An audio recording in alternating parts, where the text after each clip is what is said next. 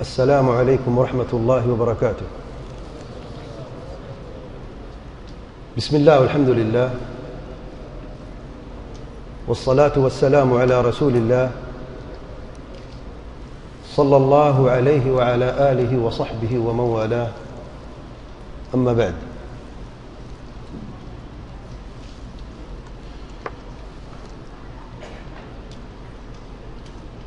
ارشاد باری تعالی ہے، كنتم خير أمة أخرجت للناس تأمرون بالمعروف وتنهون عن المنكر وتؤمنون بالله ولو آمن أهل الكتاب لكان خيرا لهم منهم المؤمنون وأكثرهم الفاسقون.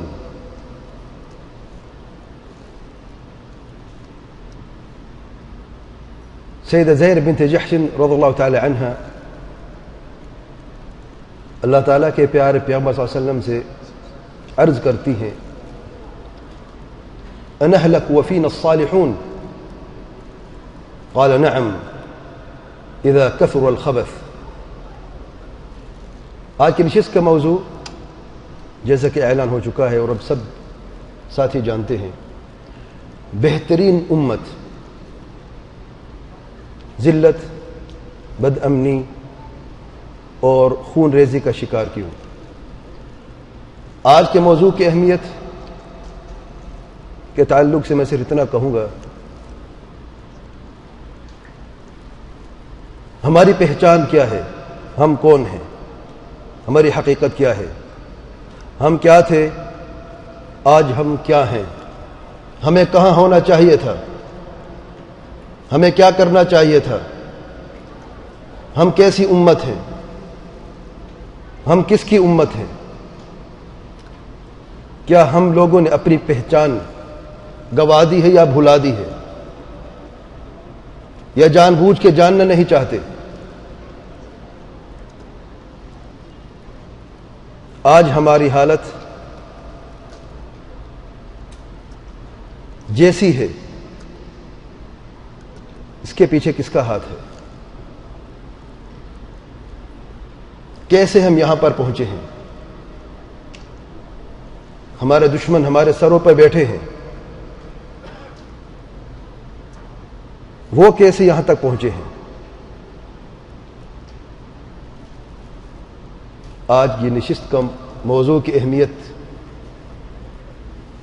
کو اگر ہم نہیں جانیں گے تو پھر ہم نے کچھ بھی نہیں جانا.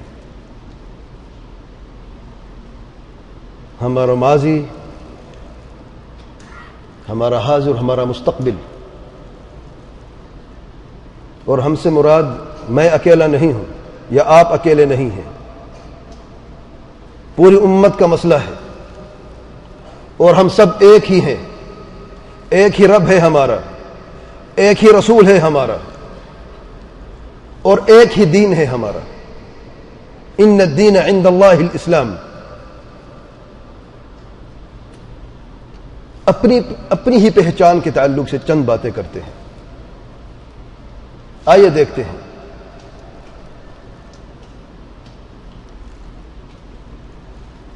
ہم کیا تھے، کہاں تھے، ہمارا ماضی کیا تھا، ہماری حقیقت کیا تھی. یہ بادل اور چمکتا ہوا سورج جیسے کہ آج ہم دیکھتے اور جانتے ہیں، عزت اور بلندیوں کی ایک عظیم نشانی ہے. کسی زمانے میں ہمارے اندر بھی ایسی کچھ صلاحیات تھیں، ایسے کچھ کارنامے تھے کہ ہم پوری دنیا میں چمکتے ہوئے سورج کی طرح ہر جگہ پر خیر کا پیغام پہنچاتے تھے اور توحید اور سنت کی روشنی پہنچاتے تھے. ہم کیا تھے؟ سن لیں، اللہ تعالیٰ فرماتے ہیں، کنتم خیر امت اخرجت للناس. تم لوگ ساری امتوں میں سے بہترین امت ہو. بہترین امت ہو اور بہترین امت تھے.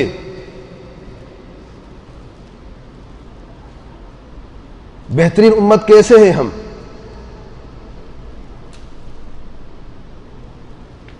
بہتری پہلے ہمارے اندر تھی.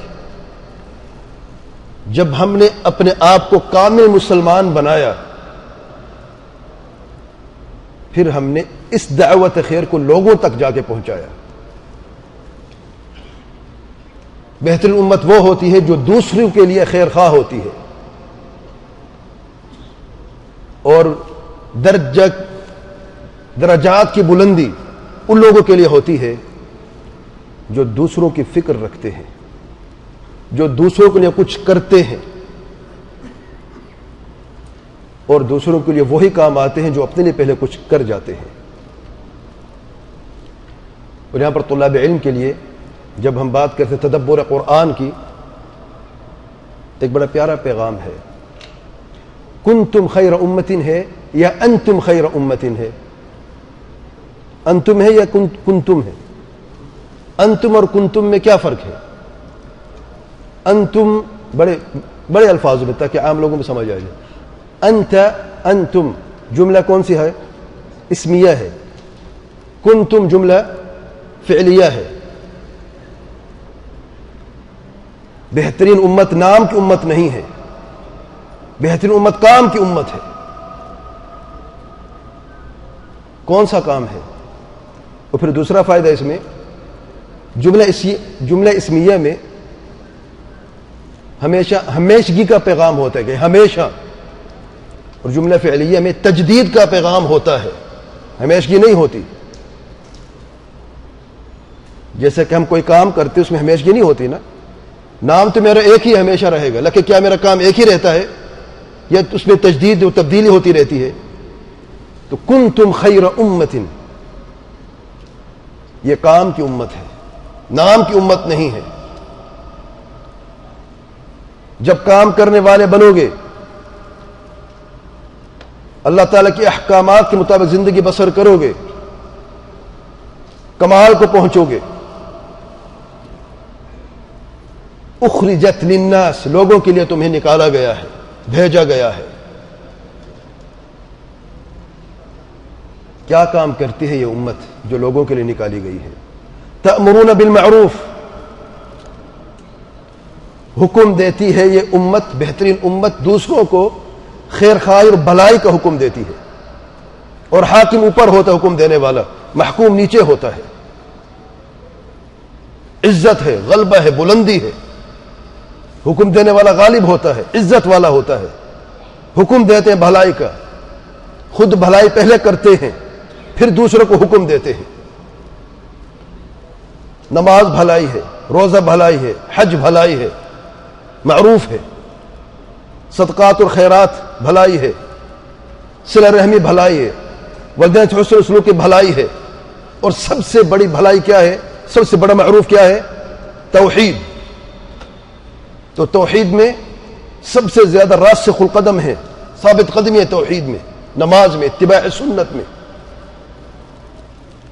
وتنہون عن المنکر، اور برائی سے روکتے ہو، منع کرتے ہو دوسروں کو، سب سے پہلے خود رکتے ہو. جھوٹ منکر ہے، شر ہے، دھوکہ، فریب، بدکاریاں، زناکاریاں، سود خوری، حرام خوری، قتل و غارت، بدعات اور خرافات. اور سب سے بڑا منکر کیا ہے؟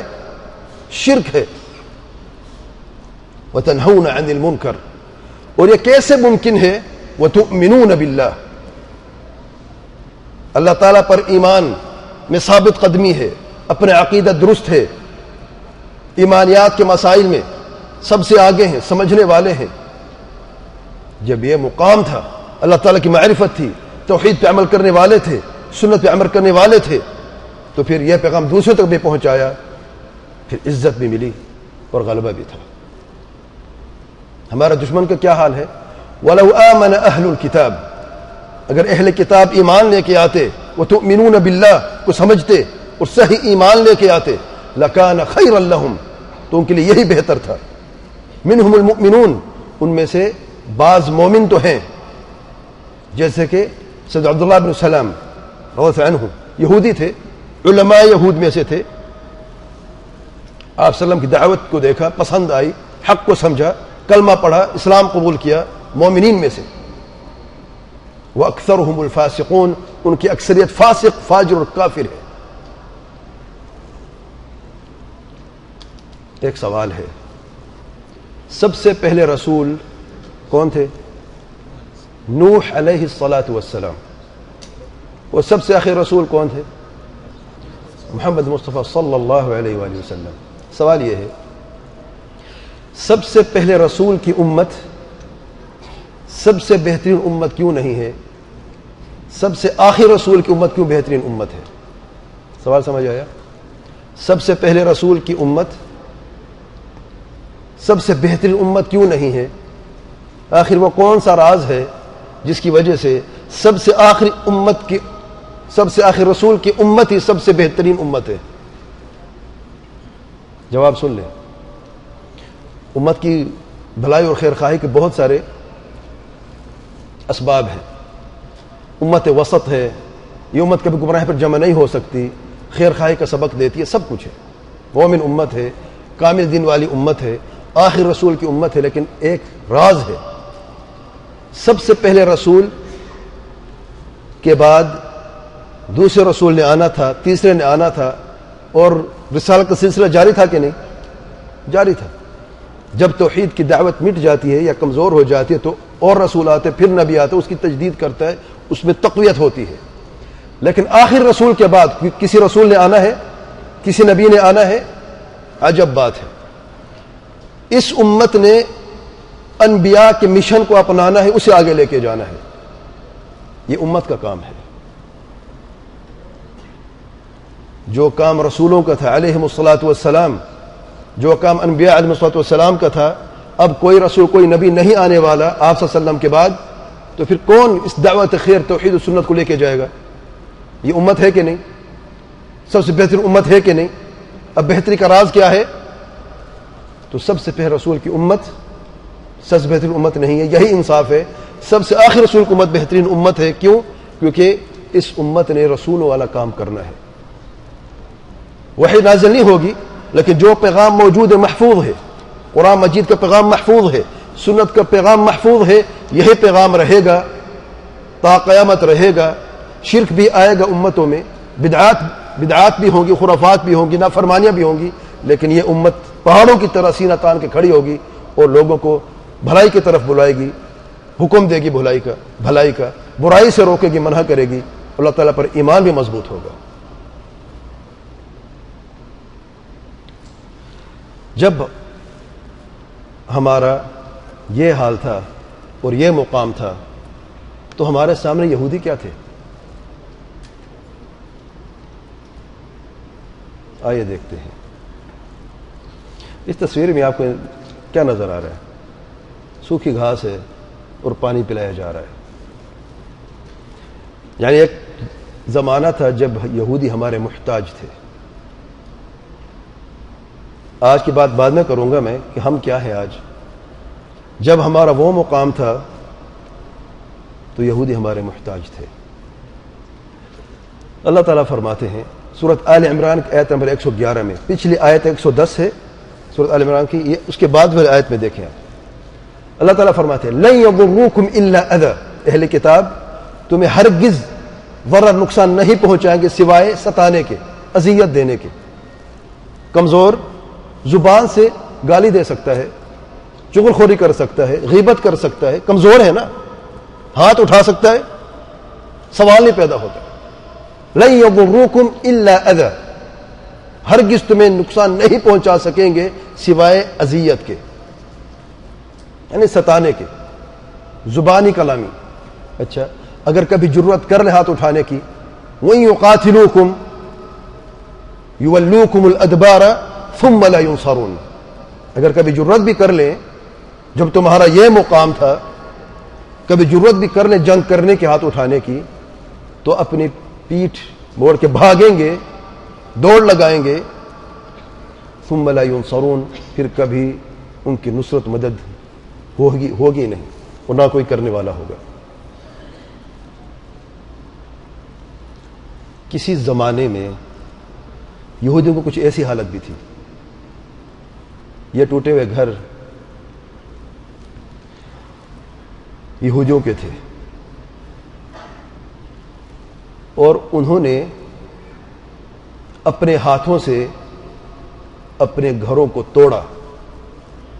ایک ایسا وقت بھی تھا جب ہمارا وہ مقام تھا. سورۃ الحشر آیت نمبر 2 میں اللہ تعالیٰ فرماتے ہیں هو الذي اخرج الذين كفروا من اهل الكتاب من ديارهم لاول الحشر. اس رب نے ہی نکالا الذين كفروا من اهل الكتاب، ان کافروں میں سے جو اہل کتاب میں سے تھے، من دیارہم اپنے گھروں سے، لاول الحشر پہلا حشر جو یہود بنی النضیر کا تھا، جلا وطن کر دیا گیا.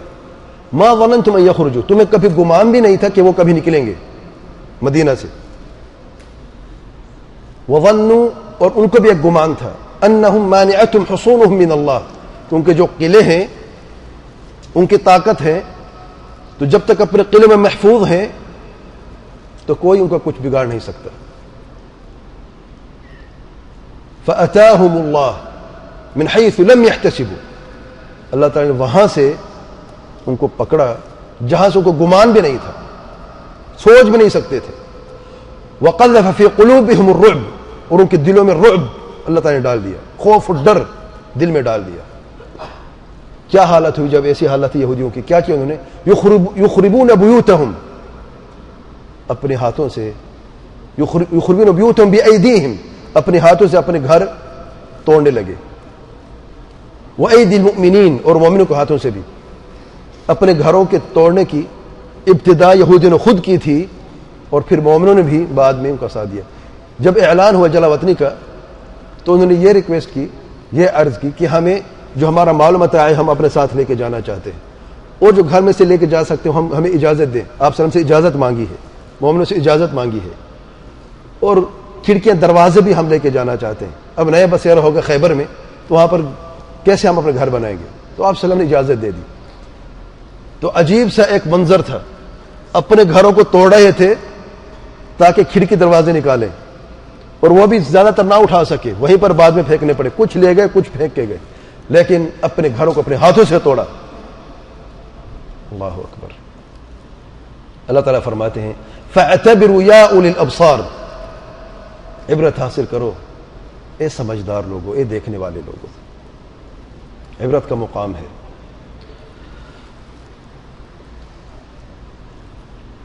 اصل میں یہودی کیا ہیں اور کہاں ہیں؟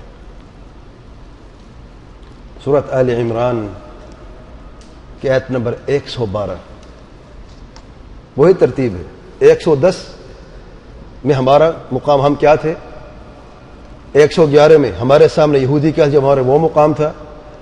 آیت نمبر 112 میں یہودی کیا ہے اور کہاں ہے. یہودیوں کی حقیقت کیا ہے؟ سن لیں.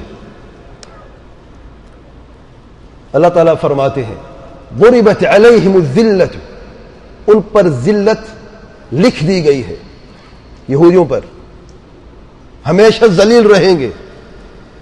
اینما ثقفوا، وہ جہاں کہیں بھی ہو دنیا میں، الا استثناء ہے سوائے اس کے، مگر بحبل من اللہ، اللہ تعالیٰ کی طرف سے کوئی ڈھیل ہو.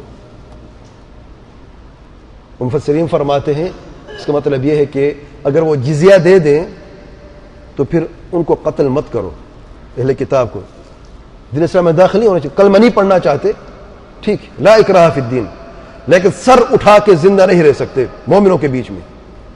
اگر جان بچانی ہے تو جزیہ خاص مقرر مال ہوتا ہے جو حق وقت متعین کرتا ہے، وہ یہ جزیہ دیتے ہیں، اور کچھ ان کی عزت بچ جاتی ہے کہ کوئی قتل و غارت نہیں ہوتی، وہ قتل نہیں کیا جاتا. یہ حبل من اللہ وحبل من الناس، لوگوں کی طرف سے کوئی ڈھیل ہو. اور یہ ہے عہد اور پیمان، کافروں کے ساتھ معاہدہ کرنا، صلح کرنا سے ان کی جان بچ جاتی ہے، محفوظ ہو جاتی ہے ان کی جان، ان کا مال، ان کی عزت. وباءوا بغضب من اللہ، اللہ تعالیٰ کا غضب ان پر نازل ہوا، حقدار ہو اللہ تعالیٰ کے غضب کے.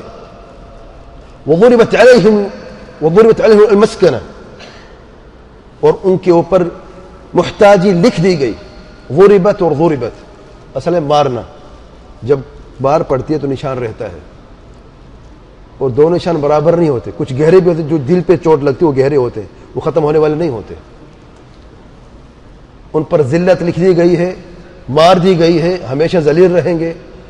وضربت علیہم المسکنہ, ان پر مسکنت محتاجی لکھ دی گئی ہے, ہمیشہ ہمیشہ محتاج رہیں گے. ذالک, یہ سب کیوں ہوا, اس کے اسباب کیا ہیں, کیوں ذلیل ہمیشہ رہیں گے, کیوں ہمیشہ محتاج رہیں گے. ذالک بانہم کانوا یکفرون بآیات اللہ. سن لیں ذرا, یہود و نصارہ کے جو قصے قرآن مجید میں ہیں, احادیث میں ملتے ہیں, یہ صرف قصے کہانیاں یہ نہیں کہ یہاں سے سنیں, اس کان سے نکال دیں. ہمارے لیے عبرت, فاعتبروا یا اولی الابصار, عبرت ہے ہمارے لیے. کہیں ہم بہترین امت والے لوگ وہ غلطی نہ کر بیٹھے جو ان سے ہوئی. سنیں غلطی کہاں پر ہوئی ان سے. ذالک بانہم کانوا یکفرون بآیات اللہ, اللہ تعالیٰ کی آیتوں کو جھٹلاتے تھے. بس اتنا نہیں, وَيَقْتُلُونَ الْأَنْبِيَاءَ بِغَيْرِ حق, اور نہ حق انبیاء کا بھی قتل کرتے تھے. اتنی بدترین, بد اخلاق ایسے لوگ بھی اس دنیا میں آئے تھے جو انبیاء کا قتل کرتے تھے. بدترین لوگ.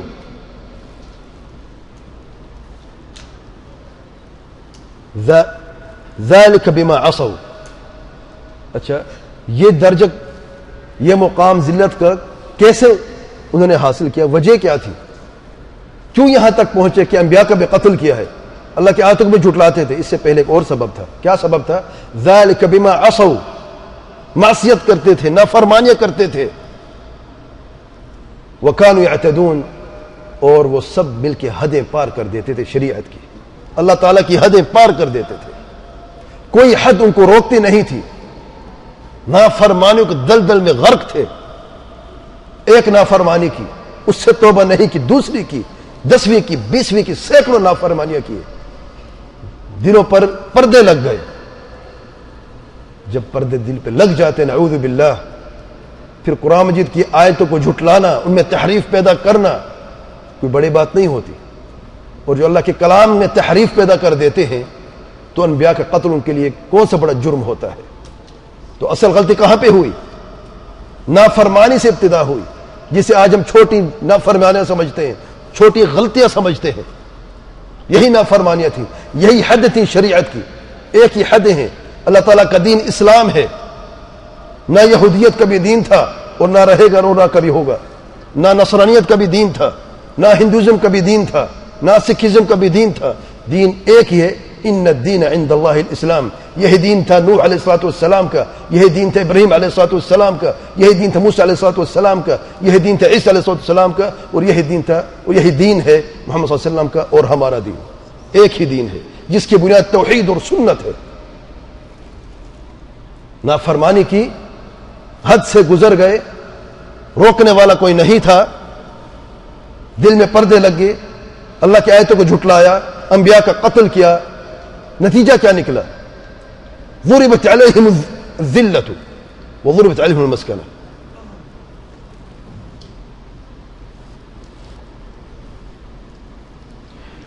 یہودی کیا تھے اور کہاں تھے؟ یہ تو بعدوں کے ساتھ ہوا نا. اس سے پہلے وہ کیا تھے؟ ذلت سے پہلے وہ کیا تھے؟ اللہ تعالیٰ فرماتے سورۃ البقرہ نمبر 47 میں 47 میں, یا بنی اسرائیل, اے اسرائیل کی اولاد. اسرائیل لقب یعقوب علیہ الصلوۃ والسلام کا. اے اسرائیل کی اولاد, بنی اسرائیل, یہود و نصارہ, اذکروا نعمتی, میری نعمتوں کو یاد رکھو, التی انعمت علیکم, جو میں نے تم پر نازل فرمائی, وانی فضلتکم علی العالمین, اور سارے جہاں کے لوگوں پر میں نے تمہیں فضیلت عطا فرمائی. ایک زمانہ تھا یہودی سب سے بہترین امت تھی اپنے زمانے کی, سب سے افضل. فضلتکم علی العالمین. یہ عزت اور ذلت اس رب کے ہاتھ میں ہے, اسی کا قانون ہے. قانون ہے ذلت کا اور قانون ہے عزت کا, سب کے لیے ایک ہے.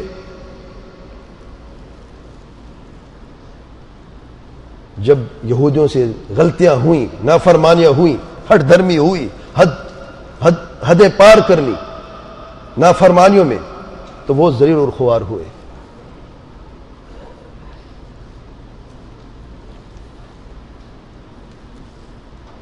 آج ہم کیا ہیں، کہاں ہیں؟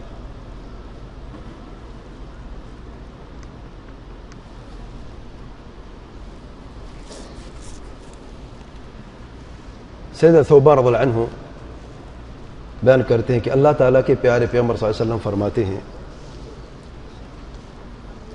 ان قریب تم پر امتیں ٹوٹ پڑیں گی، سارے جمع ہو کے اکٹھے ہوں گے تم لوگوں کے اوپر. کیسے؟ جیسا کہ کھانے والے کھانے کے برتن پر ٹوٹ پڑتے ہیں. ذرا مثال سمجھیں، جب شدید بھوک کی حالت میں کھانے کے برتن کو لوگ دیکھتے ہیں کھانے والے اور ٹوٹ پڑتے ہیں، کیسے کھاتے ہیں؟ ذرا مثال دیکھیں. تو کسی نے عرض کی کہ اللہ کے رسول صلی اللہ علیہ وسلم، کیا اس زمانے میں ہم کم ہوں گے جب ساری امتیں مل کر ہمارے اوپر ٹوٹ پڑیں گی؟ کیا ہم کم ہوں گے اس زمانے میں؟ قال بل انتم یومئذ کثیر. آپ صلی اللہ علیہ وسلم فرماتے ہیں اس دن، اس زمانے میں تم لوگ بہت ہی زیادہ ہوں گے، یعنی تعداد میں بہت زیادہ ہوں گے. وَلَكِنَّكُمْ غُثَاءٌ كَغُثَاءِ السَّيْلِ، لیکن تمہاری حالت یہ ہوگی کہ تم لوگ بہتے ہوئے پانی کی جھاگ کے مانند ہوگے. بہتا ہوا پانی، جب سیلاب آتے بہتا ہوا پانی ہوتا ہے، اس کے اوپر گندگی ہوتی ہے، وہ گندگی وہ اپنے سائڈوں پہ پھینک دیتا ہے اور صاف پانی درمیان میں چلتا ہے. جو سائڈوں پہ جھاگ اور گندگی ہوتی ہے اسے غثاء کہتے ہیں، غثاء السیل کہتے ہیں. کبھی دیکھا ہے؟ آئیے دیکھتے ہیں. یہ غثاء السیل ہے، بہتا ہوا پانی درمیان میں اور سائڈوں پہ دیکھیں غثاء السیل ہے. غثاء السیل ہے. ذرا قریب سے دیکھیں غثاء السیل کیا ہوتا ہے. یہ غثاء السیل ہے، جھاگ ہے، سفید نظر آ، نیچے جو پڑی ہے پتھر نہیں ہے، یہ وہ گندگی ہے جو بہتا ہوا پانی اپنے ساتھ لے کے چلتا ہے اور سائڈوں پہ پھینک دیتا ہے. ناکارہ چیز ہے.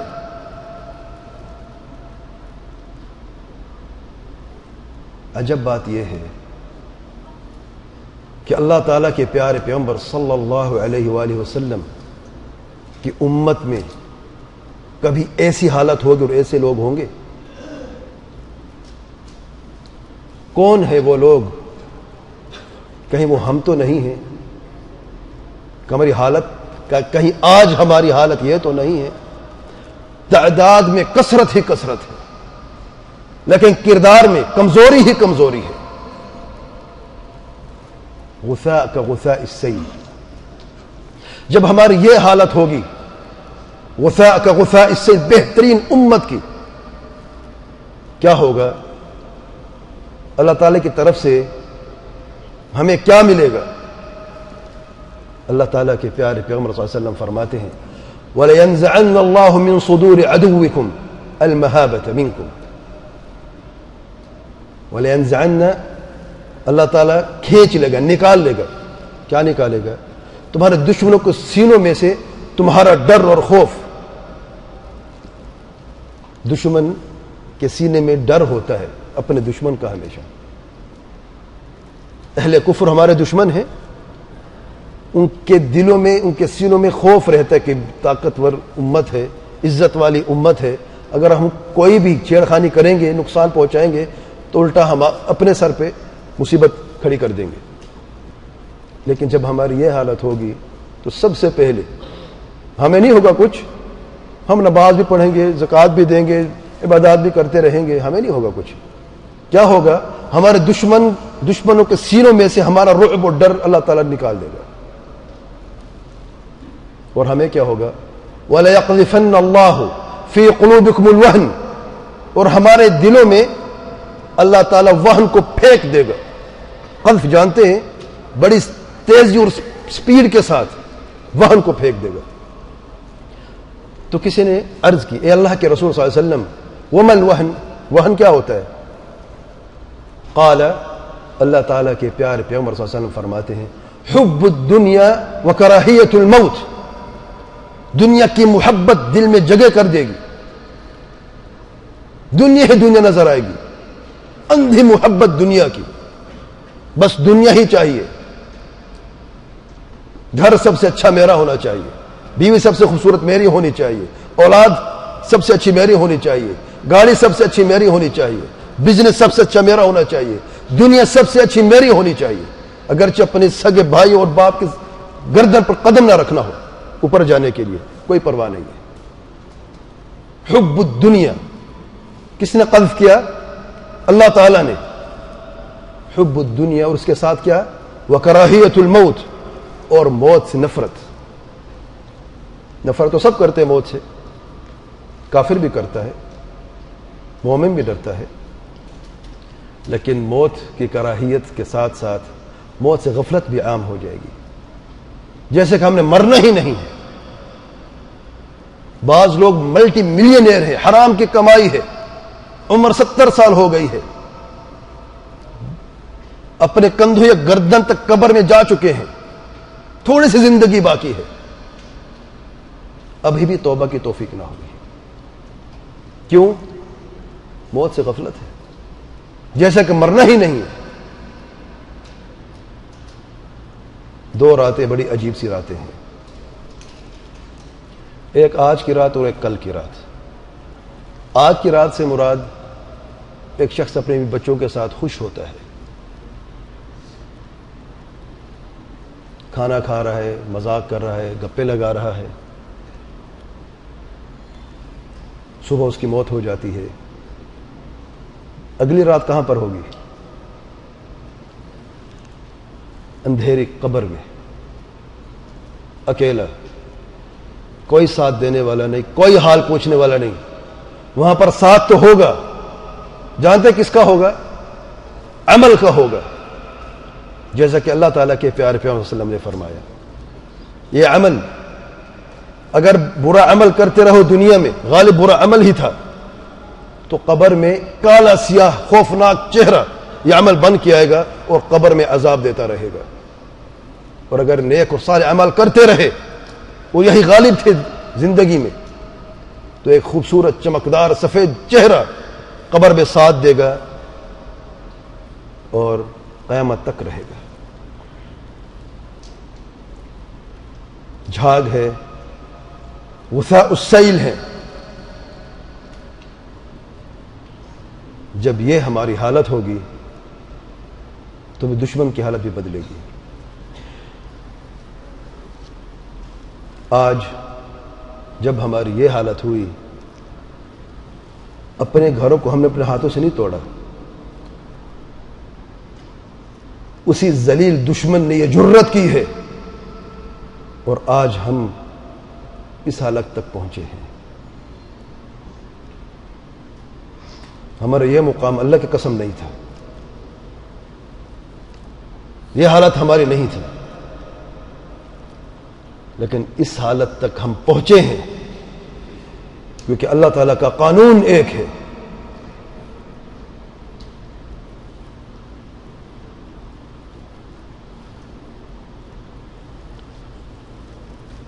یہ سب کیوں اور کیسے ہوا؟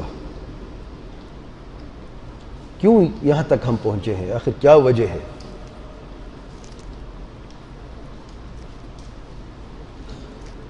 سیدہ زینب بنت جحش رضی اللہ عنہا فرماتی ہیں، ایک مرتبہ اللہ تعالیٰ کے پیارے پیغمبر صلی اللہ علیہ وسلم نیند سے بیدار ہوئے، اور آپ صلی اللہ علیہ وسلم کا چہرہ سرخ تھا۔ وہ یہ فرماتے ہوئے بیدار ہوئے اللہ تعالیٰ کے پیارے پیغمبر صلی اللہ علیہ وسلم، لا الہ الا اللہ ویل للعرب من شر قد اقترب، لا الہ الا اللہ، اللہ تعالیٰ کے سوا کوئی سچا معبود نہیں، ویل ہے، ہلاکت ہے عربیوں کے لیے، ایک ایسے شر سے جو بہت قریب آ پہنچا ہے. اور عرب اس لیے کہا گیا ہے، مراد سارے کے سارے لوگ، ساری امت ہیں، کیونکہ عربی زبان میں ہی وحی نازل ہوئی، قرآن عربی زبان میں، حدیث عربی زبان میں ہے، اور ہمارے سردار بھی عربی تھے، صحابہ کرام سب عرب تھے. تو اگر ویل ان کے لیے تو پھر ہمارے لیے کیا ہے؟ اس سے بڑھ کر ویل ہے کہ نہیں؟ ایک شدید شر ہے جو قریب آ پہنچا ہے. یاجوج اور ماجوج کی دیوار میں سے اتنا سا سوراخ پیدا ہو چکا ہے. یہ 1400 سال پرانی بات میں کہہ رہا ہوں. اس زمانے میں، آپ صلی اللہ علیہ وسلم کے بہترین زمانے میں، اور اس طریقے سے آپ صلی اللہ علیہ وسلم نے اپنی انگلیوں کو ملا کر یہ سوراخ دکھایا کہ اتنا سا سوراخ اس زمانے میں کھل چکا ہے یاجوج اور ماجوج کی دیوار میں سے. تو کسی نے یہ عرض کی انہلک وفینا الصالحون، کیا ہم ہلاک ہوں گے اور ہمارے بیچ میں صالح اور نیک لوگ بھی ہوں گے؟ قال نعم اذا كثر الخبث. اللہ تعالیٰ کے پیارے پیغمبر صلی اللہ علیہ وآلہ وسلم فرماتے ہیں جی ہاں، ضرور ہلاک ہوں گے. کب؟ جب خباثت عام ہو جائے گی، کثیر ہو جائے گی. صحیح بخاری کی روایت ہے، خباثت کی کثرت ہوگی، تب ہلاک ہوں گے، تب ذلیل ہوں گے، تب بد عملی پھیلے گی، اور تب خون ریزی بھی ہوگی.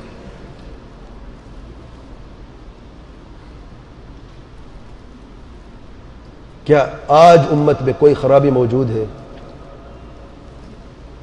کوئی خرابی ہے کہ نہیں ہے؟ آج ہماری امت میں، اس بہترین امت میں آج کوئی خرابی موجود ہے؟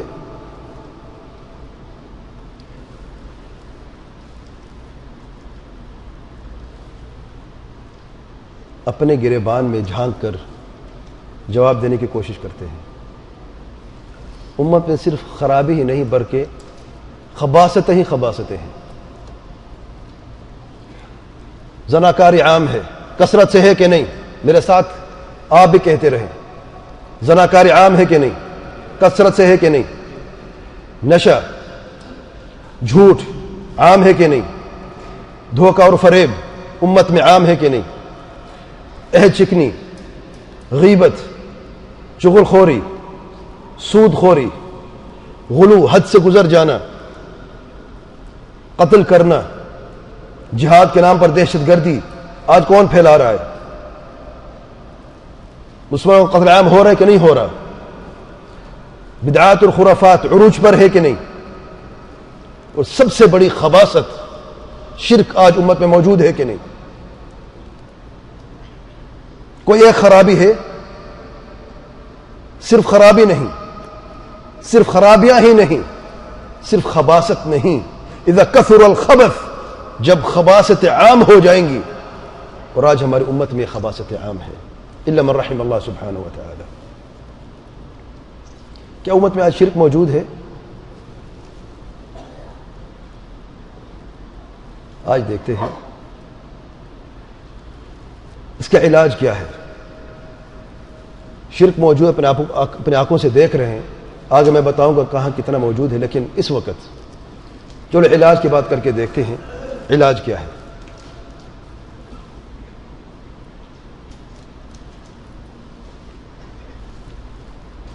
سیدنا عبداللہ بن عمر رضی اللہ عنہما فرماتے ہیں میں نے اللہ تعالیٰ کے پیارے پیغمبر صلی اللہ علیہ وسلم کو فرماتے ہوئے سنا اذا تبايعتم بالعينة واخذتم اذناب البقر ورضيتم بالزرع وتركتم الجهاد سلط الله عليكم ذلا لا ينزعه حتى ترجعوا الى دينكم. ابو داود میں صحیح حدیث ہے.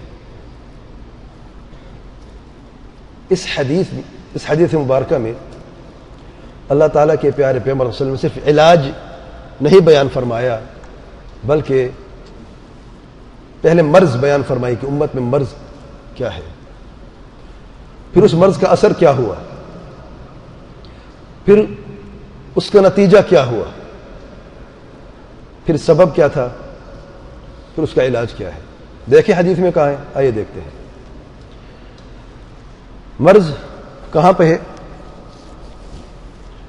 اذا تبایعتم بالعینہ، جب تم لوگ تجارت میں بیع العینہ کے پیچھے لگ جاؤ گے. بیع العینہ کو اختیار کرو. بیع العینہ کیا ہے؟ ایک ہیلہ ہے حرام کھانے کا، سود کھانے کا، کہ آپ کو پیسوں کی ضرورت ہے، چیز کی ضرورت نہیں ہے، گاڑی کی ضرورت ہے، پیسے کی ضرورت ہے، ادھار کوئی دیتا نہیں ہے. آپ ایک شخص کے پاس جاتے ہو، کہتے مجھے پیسوں کی ضرورت ہے، کہتا پیسہ میرے پاس نہیں ہے. گاڑی لینی ہے تم نے، کہتا ٹھیک ہے گاڑی مجھے دے دو. کتنے کی ہے؟ گاڑی 50,000 کی ہے مثلا. کہتا ٹھیک ہے گاڑی میں تمہیں 60,000 کی دیتا ہوں ادھار میں، 60 مجھے بعد میں دینا. میں تم سے یہ گاڑی 50 کی خریدتا ہوں، بیچنے والا خود خرید رہا ہے، گاڑی اپنی جگہ پہ کھڑی ہے، بیچنے والا گاڑی کا خود خریدار بن گیا، گاڑی کی چابی ادھر ہی، گاڑی بھی ادھر ہی کھڑی ہے، کچھ نہیں ہوا.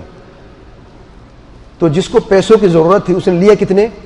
50. اس نے دینے کتنے ہیں؟ 60. 50 لے کے 60 دینے کا نام کیا ہے؟ سود. سود براہ راست نہیں لیا، سود میں ہیلا کر کے سود کھایا. اسے بیع العینہ کہتے ہیں. مرض ہے، ایک تو حرام کھانا ہے یا نافرمانی کرنی ہے، گناہ کرنا ہے. اس سے بڑھ کر گناہ یہ ہے، اس سے بڑھ کر جرم یہ ہے کہ حرام کھایا جائے ہیلوں سے. اپنے رب کو دھوکہ دے سکتے ہو؟ اب جاہل کو دھوکہ تو دے سکتے ہو، اب رب کو دھوکہ دے سکتے ہو. دوسری مرض، وَأَخَذْتُمْ أَذْنَابَ الْبَقَرِ وَرَضِيتُمْ بِالزَّرْعِ، بیلوں کو دموں کو جب تھام لوگے اور کھیتی باڑی پر ہی راضی ہو جاؤ گے، یعنی دنیا میں مگن ہو جاؤ گے. مال ہے، دولت ہے، تجارت ہے، ہیلوں سے حرام کھانا ہے اور دنیا میں مگن ہو جانا ہے بس. اور شیطان کا بہکاوا کیا ہے؟ ارے اللہ تعالی ہمیں پیدا کیا ہے عبادت کے لیے، ہمیں رزق کی ضرورت ہے، رزق کہاں سے لیں گے؟ رزق کو لیے جدوجہد تو کرنی ہے، اس لیے دنیا میں غرق ہو جاتے ہیں. نہیں میرے بھائی، رزق حلال کو پانے کے دنیا میں غرق نہیں ہوا جاتا. رزق حلال کو پانے کے لیے دنیا میں سے صرف اتنا ہی لیا جاتا ہے جتنا کہ اللہ تعالی نے تمہاری قسمت میں لکھا ہے، اور اتنا ہی جا کے ملے گا. 24 گھنٹے لگا دو، واللہ ملے گا اتنا جتنا تمہاری قسمت میں لکھا ہے. اس سے ایک پیسہ زیادہ یا کم نہیں ہوگا. یہ بیماری ہے. آج ہم دنیا میں غرق ہے کہ نہیں ہے؟ دیکھ لیں ایک ڈاکٹر کی زندگی کو، دیکھ لیں صبح سے شام تک اس کی فکر کہاں لگی رہتی ہے. ایک انجینئر کو دیکھ لیں صبح سے شام تک اپنا وقت کیسے گزارتا ہے. ایک استاد سے پوچھ لیں، ایک طالب علم اسٹوڈنٹ سے پوچھ لیں جو پڑھائی کر رہے ہیں، ایک درزی سے پوچھ لیں، ایک مزدور سے پوچھ لیں، دن میں مگن ہو چکے ہیں کہ نہیں. یہاں تک کہ فرض نماز کے لیے حی علی الصلاۃ حی علی الفلاح، امام اللہ کے پیارے گھر میں کھڑے ہو کر منادی کرتے، اعلان کرتا ہے. کتنے لوگ آتے ہیں جب دنیا میں مگن ہو کر تھک جاتے ہیں، رات کو سو جاتے ہیں اور پھر صبح فجر کی نماز کے لیے بھی آنکھ نہیں کھلتی. ضرورت ہی نہیں ہے، ان کی فلاح دنیا میں ہے اور وہ حاصل کر رہے ہیں. یہ بے مرض تھی تو اثر کیا ہوا؟ وَتَرَكْتُمُ الْجِهَادِ، جہاد چھوٹ جائے گا، جہاد النفس بھی چھوٹ جائے گا، جہاد الاعداء بھی، دشمنوں کا جہاد بھی چھوٹ جائے گا. اور ایک مثال ہے، فرائض کی ادائیگی میں پیچھے رہیں گے، چھوڑ دیں گے. یاد رکھیں کنتم خیر امت اخرجت للناس. کیوں؟ تأمرون بالمعروف سب سے پہلے، تنہون عن المنکر اس کے بعد، تؤمنون باللہ اس کے بعد. اصل بنیاد کیا؟ ایمان باللہ. جب ایمان باللہ مضبوط ہوتا ہے تو سب سے پہلے محرمات سے اجتناب یہ مسلمان کرتا ہے کہ نہیں؟ محرمات سے اجتناب، شراب ہے، زناکاری ہے، بدکاری ہے، سود خوری، جتنی بھی حرام ہے اس سے اجتناب کرتا ہے کہ نہیں؟ اور پھر حرام سے اجتناب کرنے کے بعد فرائض کی ادائیگی میں آگے ہوتا ہے. یہ ترتیب ہے، ایمان میں مضبوطی، محرمات سے اجتناب اور پھر فرائض کی ادائیگی میں آگے. جب دنیا میں غرق ہو جائیں گے تو دیکھیں سب سے پہلے کیا چھوٹے گا؟ فرائض کی ادائیگی گئی، پھر محرمات کا ارتکاب ہوگا، پھر آہستہ آہستہ امت میں عقیدے کی اہمیت بھی ختم ہو جائے گی. نتیجہ کیا نکلا؟ جب اثر یہ تھا سلط اللہ علیکم ذلا لا ينزعه، اللہ تعالیٰ تمہارے پر ذلت کو مسلط کر دے گا. مسلط جانتے ہیں یعنی عام ہو جائے گی اور رہے گی, ہر جگہ پہ پہنچے گی اور رہے گی. لا ينزعه, اللہ تعالیٰ اسے نکالے گا نہیں امت میں سے, رہے گا. یہ نتیجہ ہے. ذلت کیوں ہے؟ یہ نتیجہ ہے کس چیز کا؟ ہمارے اپنے کردار اعمال کا. سبب کیا ہے؟ حتی ترجعوا الی دینکم.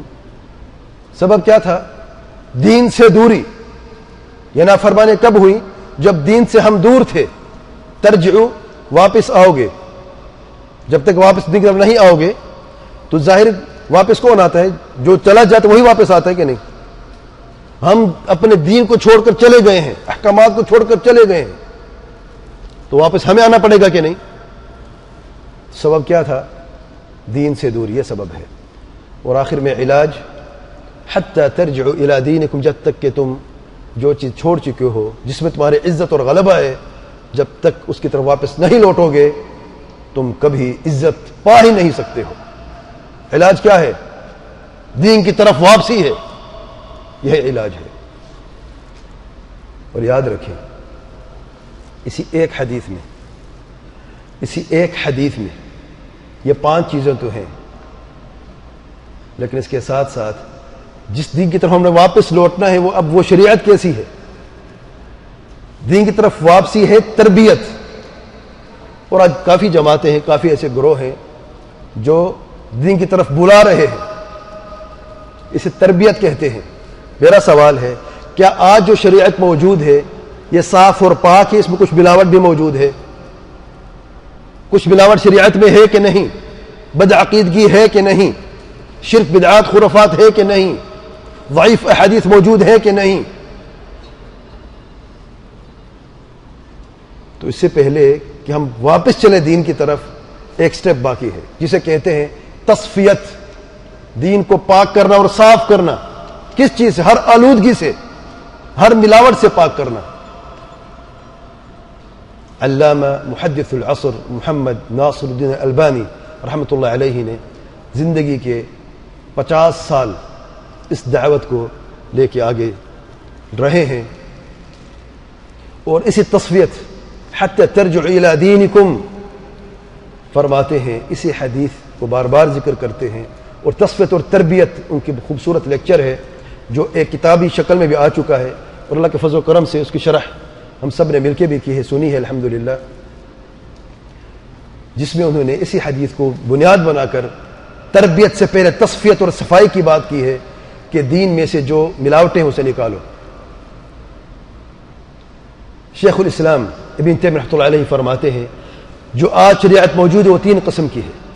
سنیں, جو آج شریعت موجود ہے وہ 3 قسم کی ہے. نمبر 1 شرع منزل, وہ شریعت جو نازل ہوئی اللہ تعالیٰ کی طرف سے, جو آپ وسلم کے زمانے میں تھی, جو صحابہ کرام کے زمانے میں تھی, جو ہر نقص اور عیب سے اور ہر ملاوٹ سے پاک ہے. شرع منزل, جیسے نازل ہوئی ویسے صاف اور پاک شریعت. دوسرے قسم کی شریعت شرع مؤول, وہ شریعت جس میں تأویل شامل کر دی گئی ہے, جس میں علماء کے اجتہادات شامل ہیں, جو اجتہادی غلطیاں ہیں وہ بھی شامل ہیں. تو یہ مؤول ہے. اگر کوئی عالم امت میں سے کوئی اجتہادی غلطی کرتا ہے تو اس کے اجتہاد کا اجر اسے ملے گا. جیسے آپ صلی اللہ علیہ وسلم فرماتے ہیں جب کوئی حاکم جب فیصلہ کر رہا اجتہاد کرتا ہے, لیکن اہل علم میں سے حاکم مجتہد ہے, اجتہاد کرتا ہے, اس کا اجتہاد صحیح ثابت ہوتا ہے اسے 2 اجر ملتا ہے. اگر اجتہاد غلط ثابت ہو تو اسے 1 اجر ملتا ہے. اسے تو اجر مل گیا اجتہاد کا, لیکن ہمیں اجر ملے گا, ہمیں کیا ملے گا؟ وزر ملے گا. گناہ ہوگا اگر ہم اس غلطی کو اپنا دین سمجھ بیٹھیں گے. تو شرع مؤول بھی موجود ہے, تأویل شدہ شریعت. اور تیسری قسم ہے شرع مبدل, تبدیل شدہ شریعت, جس میں بدعات اور خرافات شامل کر دی گئی ہیں. شرک ہے, بدعات ہے, خرافات ہیں, دین میں نئی چیزیں ایجاد کی گئی ہیں. یہ شرع مبدل ہے. آج ہم نے حتی ترجعوا الی دینکم, کس دین کی طرف واپس جائیں؟ وہ دین جو پاک اور صاف ہے. تو ہمیں دیکھنا پڑے گا بدعقیدگی کہاں ہے, اس سے توبہ کرنی پڑے گی. ضعیف حدیث کہاں ہے, اس کی نشاندہی کرنی پڑے گی. کہاں پر کسی امام کا, کسی عالم کا غلط اجتہادی غلطی ہے، اس کی نشاندہی کرنی پڑے گی. جو جب ان کی نشاندہی کریں گے اور شریعت کو پاک اور صاف رکھیں گے ان چیزوں سے، باقی کیا بچے گا؟ شرع منزل باقی بچے گا. جب اس دین کی طرف واپس جائیں گے تب مسئلے کا حل ہوگا. یہ تو ہم نے جان لیا کہ واپس دین کی طرف ہے اور شریعت جو شرع منزل اس کی طرف واپس ہم نے لوٹنا ہے. لیکن سوال یہ ہے علاج کہاں سے شروع کریں؟ خرابیں تو بہت ہیں نا، کتنی خباستیں ہیں، اب شروع کہاں سے کریں؟ ایک مریض ہے، اس کا ہاتھ میں بھی درد ہے، تکلیف ہے، جوڑوں کی بھی تکلیف ہے، سر میں بھی درد ہے، اس کی آنکھوں میں بھی خراب ہے، آنکھیں بھی خراب ہیں، اور دل کا بھی وہ مریض ہے. ابتدا کہاں سے ہوگی؟ کس بیماری سے آپ ابتدا کریں گے؟ کیا خیال؟ آنکھ سے شروع کریں گے؟ ہاتھ سے؟ جوڑوں سے؟ کہاں شروع کریں گے؟ دل سے شروع کریں گے کہ نہیں؟ دل سے کیوں؟ کیونکہ اصل دل ہی ہے جس کی پوری بنیاد پر پورا جسم زندہ ہے اور تندرست ہے. تو وہ کون سی چیز ہے، وہ کون سی خراب جو سب سے پہلے دور کریں گے ہم؟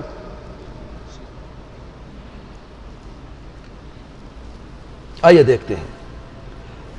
اللہ تعالیٰ کا وعدہ سنیں، سورۃ نور آیت نمبر 55 میں اللہ تعالیٰ فرماتے ہیں وعد اللہ الذین آمنوا منکم وعملوا الصالحات. اللہ تعالیٰ نے وعدہ کیا ہے تم میں سے، الذین آمنوا منکم جو ایمان لے کے آئے، وعملوا الصالحات اور نیک عمل کرتے رہے، لیستخلفنہم فی الارض دین میں خلافت عطا فرمائیں گے. آج خلافت کا نعرہ سنتے ہیں نا، پوری امت میں خلافت کے نعرے ہیں کہ خلافت واپس آنی چاہیے. سن لیں وعدہ اللہ تعالیٰ کا وعدہ، پھر سے خلافت آئے گی. کیسے؟ کما استخلف الذین من قبلکم، جیسے کہ تم سے پہلے لوگوں کو خلافت اللہ تعالیٰ نے عطا فرمائی. نمبر ایک، خلافت ملے گی جیسے کہ پہلے خلافت موجود تھی، مضبوط خلافت، ایمان والی خلافت، تقوی والی خلافت، حق پر قائم خلافت. دوسری بات وَلَيُمَكِّنَنَّ لَهُمْ دِينَهُمُ الَّذِي ارْتَضَىٰ لَهُمْ، ان کے لیے دین کی تمکین اللہ تعالیٰ عطا فرمائے گا. تمکین دین، شریعت کا نفاذ ہوگا. کون سا دین؟ الَّذِي ارْتَضَىٰ لَهُمْ، وہ دین جس پر اللہ تعالیٰ راضی ہے. شرع منزل، جو پاک شریعت ہے، جس میں کوئی تبدیلی یا کوئی اور خرابی یا ملاوٹ نہیں ہے. آج نعرہ سنتے ہیں کہ نہیں؟ شریعت کا نفاذ، شریعت کا نفاذ چاہیے. اللہ تعالیٰ کا وعدہ سن لیں، شریعت کا نفاذ بھی ہوگا. تیسرا وعدہ وَلَيُبَدِّلَنَّهُم مِّن بَعْدِ خَوْفِهِمْ أَمْنًا، اور اللہ تعالیٰ ضرور ان کی حالت کو بدلے گا. خوف اور ہراس کی حالت کو ہٹا کر اللہ تعالیٰ امن و امان عام کر دے گا. یہ اللہ تعالیٰ کا وعدہ ہے. آج امت بد امنی ہے کہ نہیں؟ بدسکونی ہے کہ نہیں؟ خون ریزی ہے کہ نہیں؟ امن و امان کا وعدہ ہے کہ نہیں اللہ تعالیٰ کا؟ وعد اللہ، یاد رکھیں اللہ تعالیٰ کا وعدہ ہے. لیکن ایک شرط ہے، 3 انعامات ہیں جس کی آج ہمیں اشد ضرورت ہے پوری امت کو، لیکن وعدہ ایک ہے. کیا وعدہ ہے؟ یعبدوننی لا یشرکون بی شیئا، صرف میری ہی عبادت کریں، میرے ساتھ کسی کو شریک مت ٹھہرائیں. یہ ایک شرط ہے. سورۃ النور ہم نے بار بار پڑھی ہے، اس آیت کریمہ کو بار بار تلاوت کیا ہے. کاش کہ ہم یہ ایک پیغام لے لیتے اپنی عزت کو، اپنے غلبے کا. یعبدوننی لا یشرکون بی شیئا ومن کفر بعد ذلك فاولئک هم الفاسقون، اور جو اس کے بعد ناشکری کرتا ہے، اس نعمت کو ٹھکرا دیتا ہے، جھٹلا دیتا ہے، فاولئک هم الفاسقون، وہی فاسق لوگ ہیں، کافر لوگ ہیں.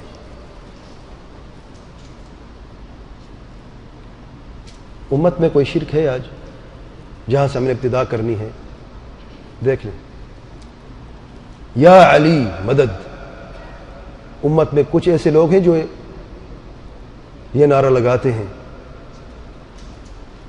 واللہ ایک مرتبہ میں حرم میں تھا عمرہ کرتے ہوئے، سعی میں رافضوں کو ایک ٹولہ آیا اور احرام کیا کہ میں سعی میں یا حسین یا حسین. واللہ میں نے خود سنا اللہ تعالیٰ کے گھر میں.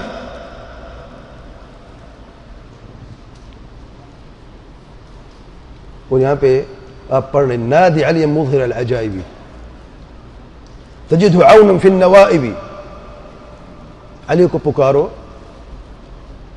جو عجوبہ کا مظہر ہے، عجائب ہے. ہر مصیبت میں اسے مددگار پاؤ گے. کون مددگار ہے مصیبتوں میں؟ سیدنا علی رضی اللہ عنہ یا اس کا رب ہے؟ آج امت میں موجود ہے کہ نہیں؟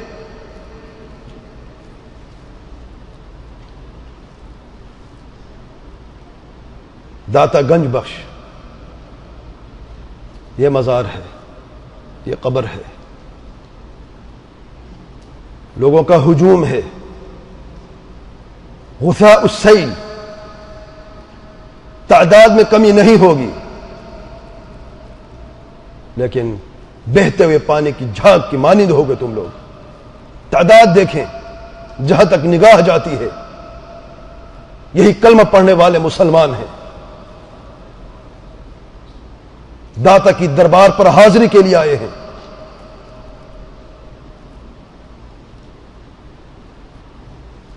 انڈیا میں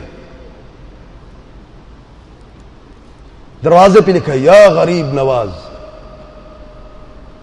یہ پکارو پھر داخل ہو.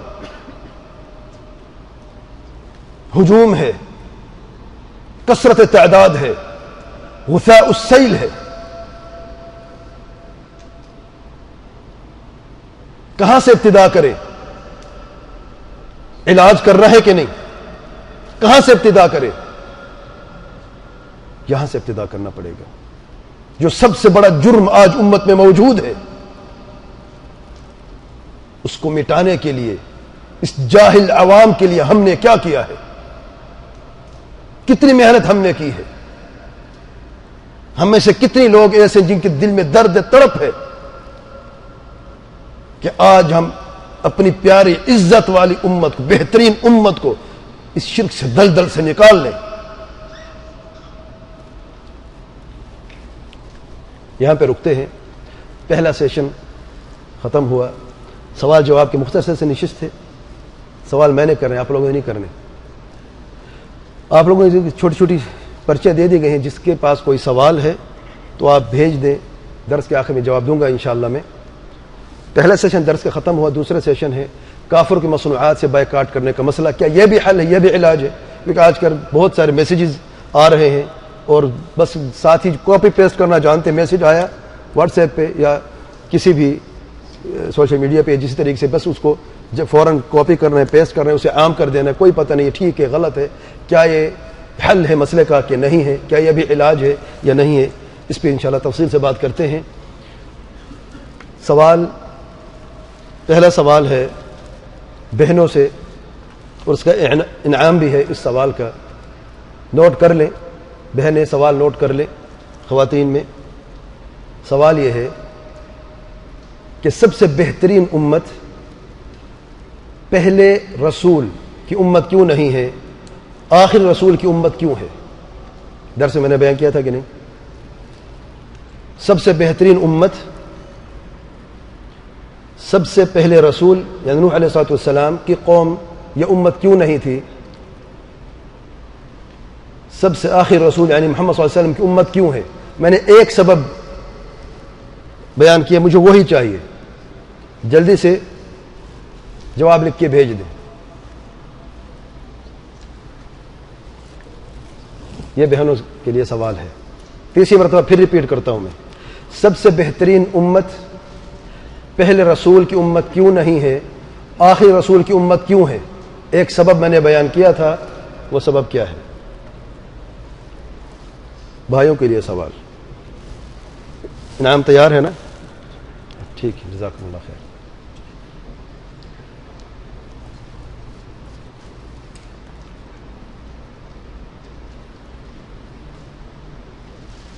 ہم بہترین امت ہیں کسی زمانے میں. کس بنیاد پر ہم بہترین امت ہیں؟ مجھے دلیل بھی چاہیے، وجہ بھی بتائیں گے کیا وجہ تھی ہماری بہتری کی اور اس کی دلیل کیا ہے. جسے جواب آتا ہے دائیں ہاتھ سے، دائیں ہاتھ کھڑا کر کے.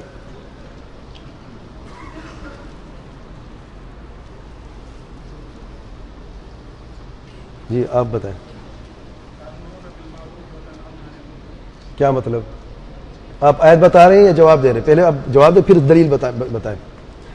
ہم بہترین امت ہیں، ٹھیک ہے. کیوں؟ دو تو آپ نے ٹھیک بتائے ہیں، پھر سے بتائیں نا. تأمرون بالمعروف آپ نے فرمایا ہے، درست. وتنہون عن المنکر و بنیاد وتؤمنون باللہ. جب تک یہ تین رہیں گے، بنیاد تؤمنون باللہ ہے. جب تک یہ تین رہیں گے امت میں عزت رہے گی اور بہترین امت رہے گی. جزاک اللہ خیر. اس کی ترتیب آپ جانتے ہیں کیسے ہے؟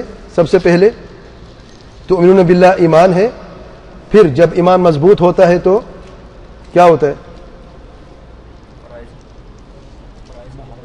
محرمات سے اجتناب ہوتا ہے. سب سے پہلے دل میں ڈر پیدا ہوتا ہے نا، تو محرمات سے اجتناب ہوتا ہے. اور پھر اگلا سٹیپ کیا ہوتا ہے؟ فرائض کی ادائیگی مضبوطی ہوتی ہے کہ نہیں؟ تأمرون بالمعروف تنہون عن المنکر وتؤمنون باللہ. بارک اللہ فیک، جزاک اللہ خیر. اچھا دوسرا کہاں ہے؟ وہ بیگ کہاں ہے؟ وہی نا، وہی دینا ہے نا. بک انگلش میں بھی ہے، اردو آ جائے. اردو میں بھی انگلش میں بھی ہے. انگلش میں انگلش والی دے دیں. انگلش ہے یہ بڑی والی انگلش تھی. اچھا چلے دکھائیں. یہ دے دیں بھائی، جزاک اللہ خیر. بہنوں کی طرف سے ابھی تک جواب نہیں آیا.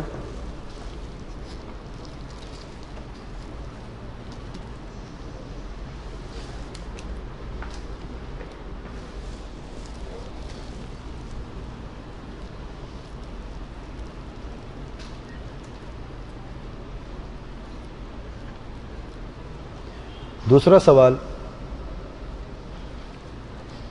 اب ایک کا جواب نہیں آیا، انتظار کر لیں تھوڑی دیر. 5 منٹ اور ہیں بہنوں کے لیے، خواتین کے لیے. جواب موصول ہونا چاہیے، ٹھیک ہے؟ ٹائم نوٹ کر لیں.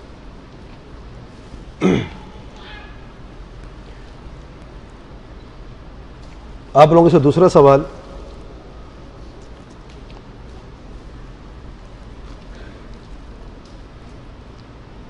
اس ذلت، بد امنی اور خون ریزی کا علاج کیا ہے؟ میں نے ایک حدیث بیان کی ہے، مجھے وہی حدیث چاہیے، پوری حدیث، ادھوری نہیں. جس کے پاس جواب ہے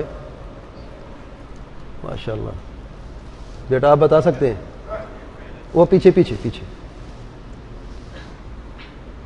ادھر ہی سے ٹھیک ہے، ادھر سے بتا. جزاک اللہ خیر. اذا تبایعتم بالعینہ، سود نہیں، بیع العینہ، ٹھیک ہے آ گیا. اور آگے نہیں، اس سے پہلے دیکھیں آپ کسی اور کو ہٹ دیں گے پھر اور کوئی انعام لے جائے گا. پورا جواب مجھے چاہیے. اچھا عربی میں بتا دیں، عربی آتی ہے آپ کو؟ اچھا عربی میں بتا دیں، کوئی حرج نہیں. اردو میں بھی آپ ذرا پریشان ہو رہے ہیں، اردو نہ بتائیں، عربی میں مجھے بتا دیں. شروع سے اذا تبعتم بالعینہ واخذتم اذناب البقر، بارک اللہ فیک. لا ورضیتم بالزرع، ٹھیک ہے. وترکتم الجہاد سلط اللہ علیکم ذلا لا ينزعه حتى ترجعوا الى دینکم. بارک اللہ فیک. کیا نام ہے آپ کا؟ جی عبد القوی، بارک اللہ فیک. آپ انگلش یا اردو؟ اردو. اچھا اردو کی کتاب نکالیں. جی ہاں جزاکم اللہ خیر.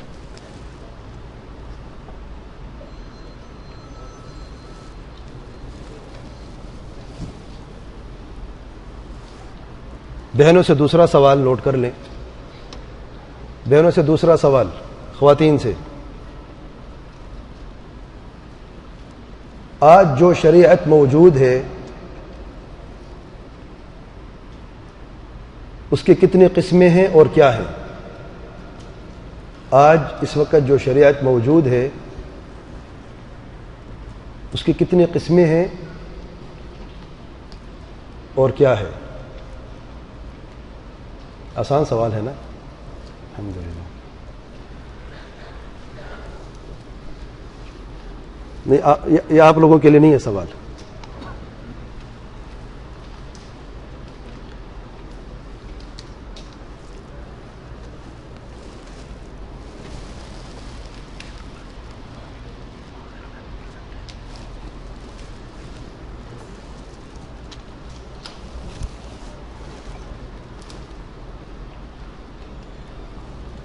فریش ہو گئے ہیں؟ شروع کریں اب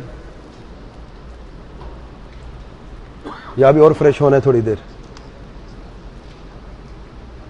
کیا خیال ہے؟ چلیں جی شروع کرتے ہیں. بسم اللہ.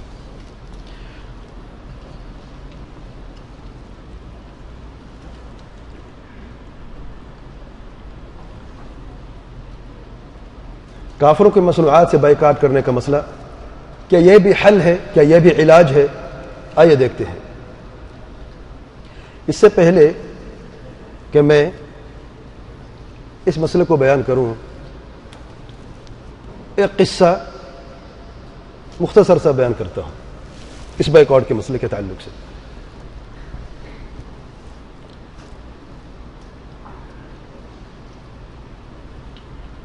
ایک مرتبہ میرے قریبی ساتھی جو طالب علم ہیں، ہم نے ایک ہی استاد سے علم حاصل کیا کر رہے ہیں الحمدللہ، کہتے ہیں کو ایک مرتبہ وہ ہاسپٹل گئے، کسی وجہ سے غالباً بیوی ان کی بیمار تھی. جب وہاں پر پہنچے تو ان کے بیٹے نے وینڈنگ مشین میں جا کے سنٹوب، جانتے ہیں سنٹوب جو ہے اورنج جوس جو ہے، وہ نکالا. اور ان دنوں ڈینمارک کا کافی مسئلہ چل رہا تھا، جو انہوں نے کافر ظالم بدکار شخص نے خاکے بنائے تھے، اللہ تعالیٰ کے پیار پہ وسلم کی شان میں گستاخی کی تھی. اس زمانے کی بات ہے، اس وقت کی بات ہے. تو بچے نے ایک ریال دیا مشین میں اور سنٹوب نکالا. بچے نے سٹرا ڈالی، پینا شروع کیا. انٹرنس میں سے ایک بزرگ داخل ہوا اور اس نے دیکھا بچے کے ہاتھ میں سنٹوب مشروب ہے یہ، تو اس بچے کو ڈانٹا، بھائی تم کیوں یہ کافروں کا، یہ بدکاروں کا مشروب پی رہے ہو تم؟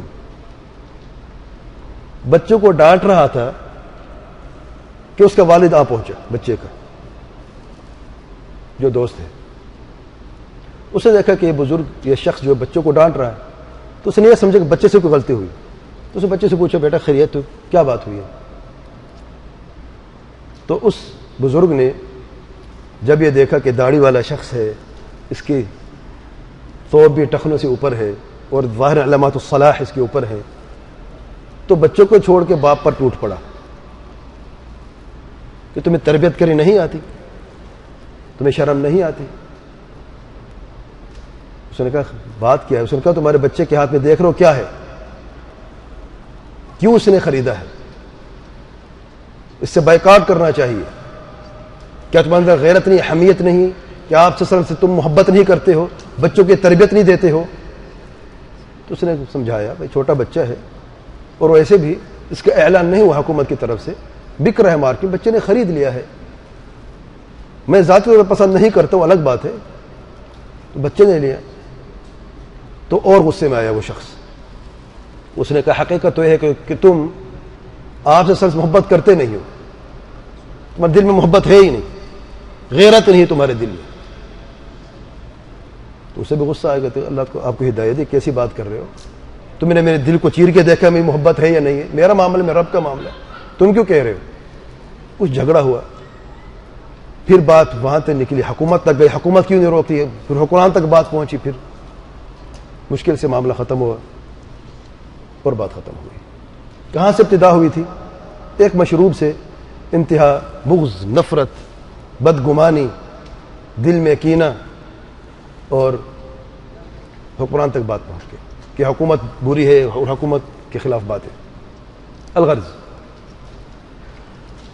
چند اہم باتیں اصول کی باتیں کرتے ہیں اس معاملے کے تعلق سے کہ کافروں کے ساتھ ہمارا جو خرید و فروخت کا معاملہ ہے وہ کیسا ہے۔ اصل میں کافروں کے ساتھ تجارتی تعلقات خرید و فروخت جائز ہے اصل میں، اور اس کی دلیل میں صحیح بخاری کی روایت میں اللہ تعالیٰ کے پیارے پیغمبر صلی اللہ علیہ وسلم نے یہودی سے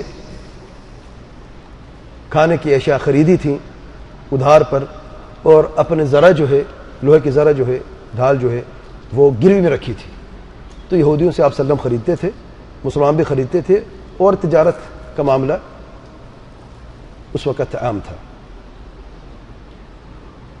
اور سے بخاری دوسری روایت میں جب اللہ تعالیٰ کے پیارے پیغمبر صلی اللہ علیہ وسلم مدینہ پہنچے، تشریف آوری مدینہ میں ہجرت کے بعد، تو بعض انصار نے عرض کی اللہ کے رسول صلی اللہ علیہ وسلم ہم شام کے انباط میں سے کے ساتھ ایک تجارت کرتے ہیں، اور شام کے انباط اس وقت دار الحرب تھا، جنگ تھی، مسلمان نہیں تھے، کافر تھے، کرسچن تھے، اور کوئی عہد بھی نہیں تھا مسلمانوں، جیسے یہودیوں کا عہد تھا، کرسچن کو اس وقت عہد نہیں تھا مدینہ والوں کے ساتھ۔ تو ہم ان سے ادھار پر چیز خریدتے ہیں۔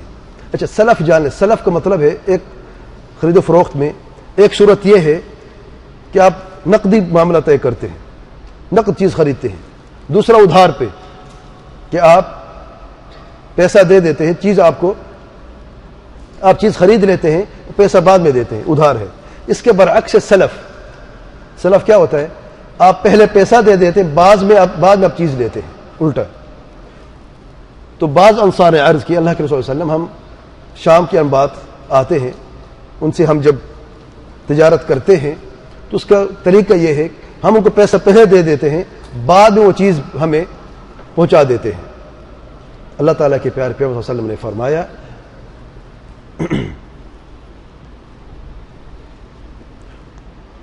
من سلف فی تمر فلیسلف فی کیل معلوم ووزن معلوم، جس نے سلف ادھار پہ یہ معاملہ طے کیا تو اس کو کھجور میں یا کسی چیز میں، تو اس کو چاہیے کہ وہ معلوم کیل میں مقدار کتنا ہے اور کتنا وزن ہے اس کو معلوم کرے، پھر وہ دے سکتا ہے۔ اس سے کیا ثابت ہوتا ہے کہ اگر ایسا کافر ہو جس کے ساتھ عہد ہو، یا ایسا کوئی کافر جس کے ساتھ عہد نہ ہو، ان کے ساتھ تجارتی تعلقات قائم رہتے ہیں۔ کافروں کی دو قسمیں ہیں۔ پہلی قسم ہے مسالم، یعنی امن اور سلامتی کے عہد والا کافر۔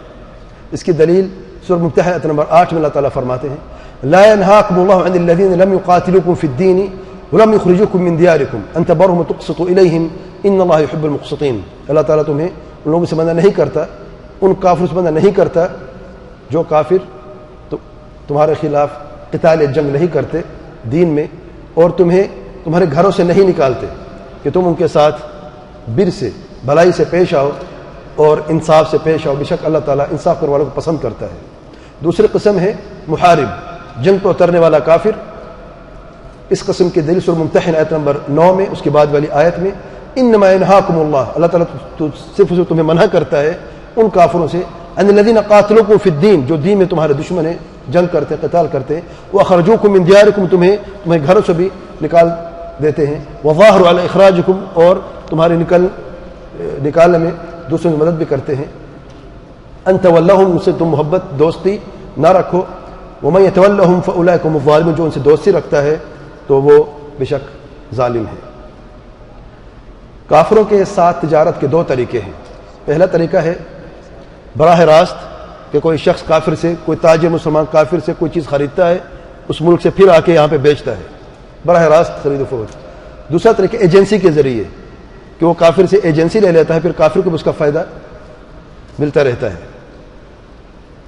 دو طریقے ہیں۔ کافروں کے ساتھ تجارت کا معاملہ حکمران وقت کی ذمہ داری ہے۔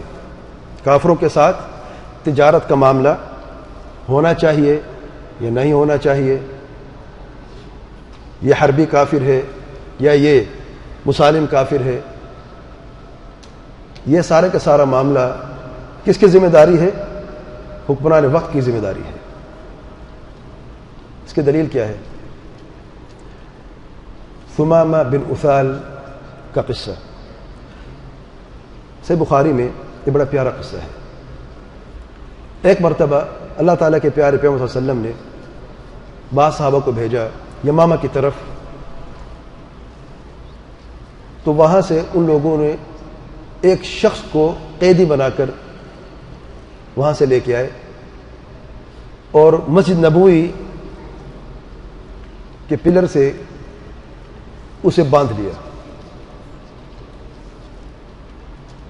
اللہ تعالیٰ کے پیارے پیغمبر صلی اللہ علیہ وسلم داخل ہوتے ہیں مسجد نبوی میں تو دیکھتے ہیں ایک شخص بندھا ہوا ہے. تو صحابہ کرام سے پوچھتے ہیں, عرض کرتے ہیں کہ ہم یمامہ کی طرف گئے تھے, یہ شخص مشرک ہے, جنگ پہ اترنے والا شخص ہے, محارب, ایسے کوئی عہد پیمان بھی نہیں ہے, تو ہم قیدی بنا کے آئے ہیں. تو اللہ تعالیٰ کے پیارے پیغمبر صلی اللہ علیہ وسلم فرماتے ہیں کیا تم لوگ جانتے ہو کہ یہ کون ہے؟ کہتے نہیں جانتے ہم. آپ صلی اللہ علیہ وسلم فرماتے ہیں یہ ثمامہ بن اثال ہے, اپنے قوم کا سردار ہے. پھر آپ صلی اللہ علیہ وسلم متوجہ ہوتے ہیں ثمامہ کی طرف اور کہتے ہیں ما عندک یا ثمامہ, ثمامہ تمہارے پاس کیا ہے؟ ثمامہ جواب میں کہتا ہے ان تقتل تقتل ذا دم وان تنعم تنعم علی شاکر, اگر تم میرا قتل کرو گے تو میرا خون ضائع نہیں جائے گا, بدلے والے بہت ہیں, بڑا قیمتی خون ہے میرا, ایک مقام ہے میرا, تقتل ذا دم. اور اگر مجھ پر احسان کرو گے تو ایک قدردان شخص پر احسان کرو گے, اس کا شکر کا بدلہ میں دوں گا تمہیں. اور اگر مال تم چاہتے ہو تو جتنا تم چاہتے ہو مجھ سے مانگو, تمہیں دیتا ہوں میں. اللہ تعالیٰ کے پیارے پیغمبر صلی اللہ علیہ وسلم خاموشی اختیار کر کے چلے جاتے ہیں. دوسرے دن آتے ہیں, اب ثمامہ بن اثال مسجد نبوی میں بندھے ہوئے ہیں, مسلمان نماز پڑھ رہے ہیں, آپ صلی اللہ علیہ وسلم امامت کر رہے ہیں, قرآن مجید کی تلاوت سن رہے ہیں. دوسرا دن آتا ہے, ما عندک یا ثمامہ, آپ صلی اللہ علیہ وسلم پوچھتے ہیں, وہی جواب دیتے ہیں ان تقتل تقتل ذا دم وان تنعم تنعم علی شاکر وسل من مال ما شئت. آپ صلی اللہ علیہ وسلم خاموشی اختیار کرتے چلے جائیں. تیسرے دن بھی یہی ہوتا ہے, جب یہی جواب ملتا تیسرے دن تو آپ صلی اللہ علیہ وسلم حکم دیتے ہیں صحابہ کرام کو اسے آزاد کر دو. ثمامہ بن اثال مسجد سے نکلتے ہیں, قریب ایک کنویں کی طرف جاتے ہیں, وہاں پہ غسل کرتے ہیں, غسل کر کے واپس آتے ہیں اور کہتے ہیں اشہد ان لا الہ الا اللہ واشہد ان محمد رسول اللہ. پھر کہتے ہیں اے اللہ کے رسول صلی اللہ علیہ وسلم, اللہ کی قسم دنیا میں سب سے برا چہرہ اور قابل نفرت چہرہ آپ کا چہرہ تھا, اور اللہ کی قسم اب سب سے محبوب اور پیارا چہرہ آپ کا چہرہ ہے صلی اللہ علیہ وسلم. دنیا میں سب سے بدترین دین آپ کا دین تھا, آج اللہ کی قسم سب سے پیارا دین, سب سے عظیم دین آپ کا دین ہے. دنیا میں سب سے بدترین شہر آپ کا شہر تھا, اللہ کی قسم آج سے سب سے بہترین و پیارا شہر آپ کا شہر ہے. میں عمرے کے لیے اپنے ساتھیوں کے ساتھ جا رہا تھا, آپ کے ساتھ مجھے قید کر کے آئے, آپ مجھے کیا حکم دیتے ہیں اے اللہ کے رسول صلی اللہ علیہ وسلم؟ اللہ تعالیٰ کے پیارے پیغمبر صلی اللہ علیہ وسلم فرماتے ہیں جاؤ اپنا عمرہ کرو. ثمامہ مکہ چلے جاتا ہے احرام باندھ کے. بعض مکہ والوں نے جب وہاں پہ پہنچے تو کہا اصبوت, کیا تو اے ثمامہ تو اپنے قوم کا سردار ہے, کیا تو اپنے باپ دادا کے دین کو چھوڑ چکا ہے؟ سیدنا ثمامہ رضی اللہ عنہ کہتے ہیں میں نے باپ دادا کے دین کو نہیں چھوڑا, میں نے حق کو اپنایا ہے, محمد صلی اللہ علیہ وسلم کے دین کو اپنایا ہے, اور اللہ کی قسم یمامہ میں سے تمہیں ایک دانہ گندم کا نہیں ملے گا جب تک کہ اللہ تعالیٰ کے پیارے پیغمبر صلی اللہ علیہ وسلم اجازت نہیں دیں گے. صحیح بخاری کی روایت ہے, یہ شاہد ہے. جب تک کون اجازت نہیں دے گا؟